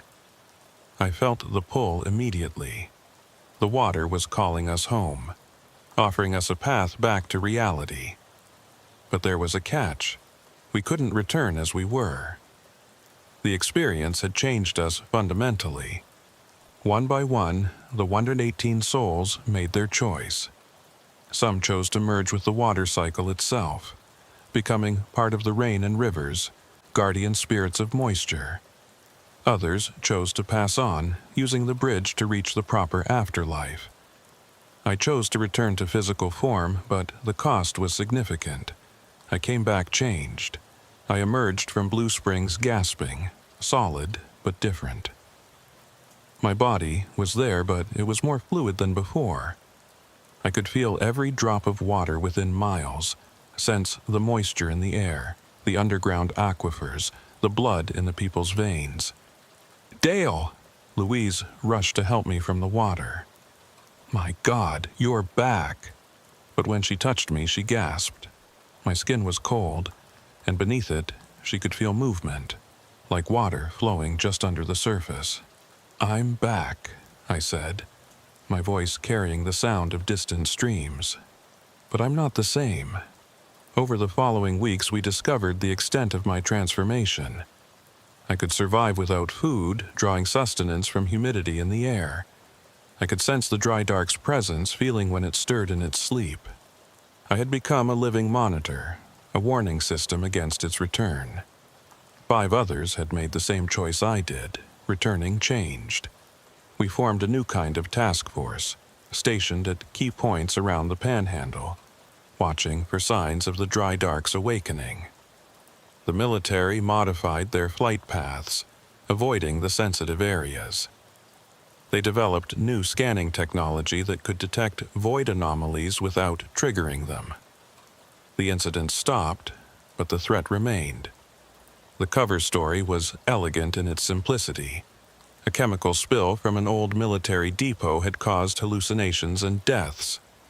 The EPA came in, declared areas off limits, and the truth was buried under bureaucracy. But those of us who knew the truth remained vigilant. As sheriff, I continued my duties, though I had to be careful. I couldn't shake hands anymore. The water under my skin unsettled people. I worked nights mostly, when the humidity was higher and I felt strongest. My deputies knew something had changed, but they were loyal enough not to ask questions. Dr. Louise Harper studied my condition, trying to understand the biological impossibility of what I'd become. "You're not quite human anymore," she told me one day. "But you're not inhuman either. You're something new. Evolution through supernatural trauma." Robert Crow Feather had another interpretation.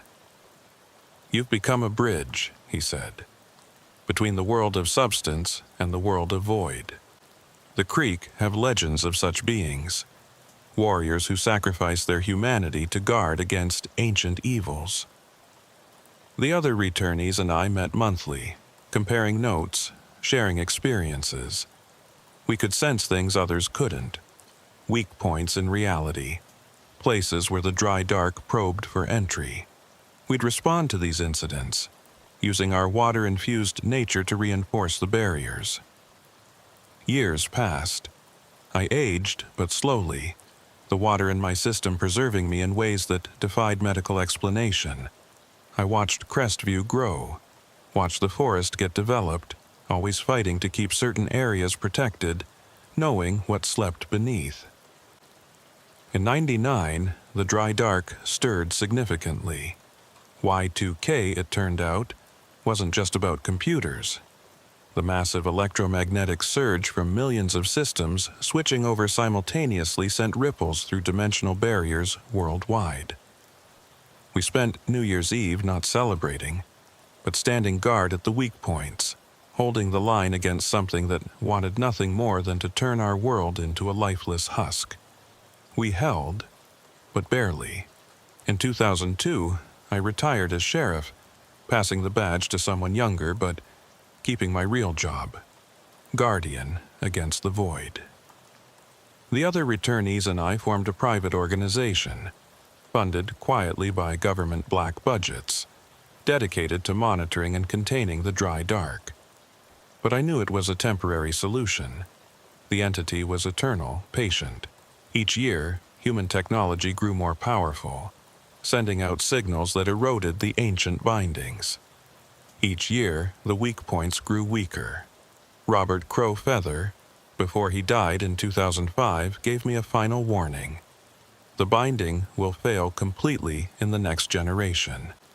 When it does, you and the others will be humanity's last line of defense. He was right. I can feel it now, in 2023, as I write this account. The dry dark stirs more frequently. The mummies have started appearing again, just a few, but enough to know the seal is weakening. The other returnees and I grow stronger, more water than human now, preparing for the battle we know is coming. The Panhandle forests still hold their secrets. Hikers still disappear occasionally, though we usually find them before the dry dark can complete its feeding. The military base still operates, but with safeguards now, frequencies that reinforce rather than erode the barriers. But barriers don't last forever. Nothing does. Sometimes, on humid nights when the Spanish moss hangs heavy and the fog rolls in from the Gulf, I stand at the edge of the Blackwater forest and feel it. The vast, hungry absence that waits just beyond our reality. It knows I'm here. It remembers me, the one who drank lightning water and survived the void. And it hates me for it. But hate is just another form of moisture. Another thing it can't truly understand. The dry dark knows only hunger, only the need to drain. It doesn't understand sacrifice, love, the bonds that make humans pour out their water in tears for others. That's our advantage. That's what will save us when the barriers finally fall. We who returned from between, we who are more water than flesh now, we stand ready. When the dry dark rises again, and it will, we'll be waiting. Not just the 6 of us who came back changed, but the hundreds who merged with the water cycle, the guardian spirits in every raindrop. The next battle won't be like the last. It won't be about sending the dry dark back to sleep. It will be about transformation, teaching an entity of pure void that existence isn't about consumption, but about connection. Or we'll fail and Earth will become another drained husk floating in space. Either way, I'll be there, standing between the void and the world, a being of water facing off against eternal thirst. My name is Dale Morrison. I was sheriff of Okaloosa County. I died and returned, and I'm still protecting and serving just in ways the living can't quite understand. The Panhandle darkness is real. It waits. It hungers. But so do we who guard against it, and we're not going anywhere.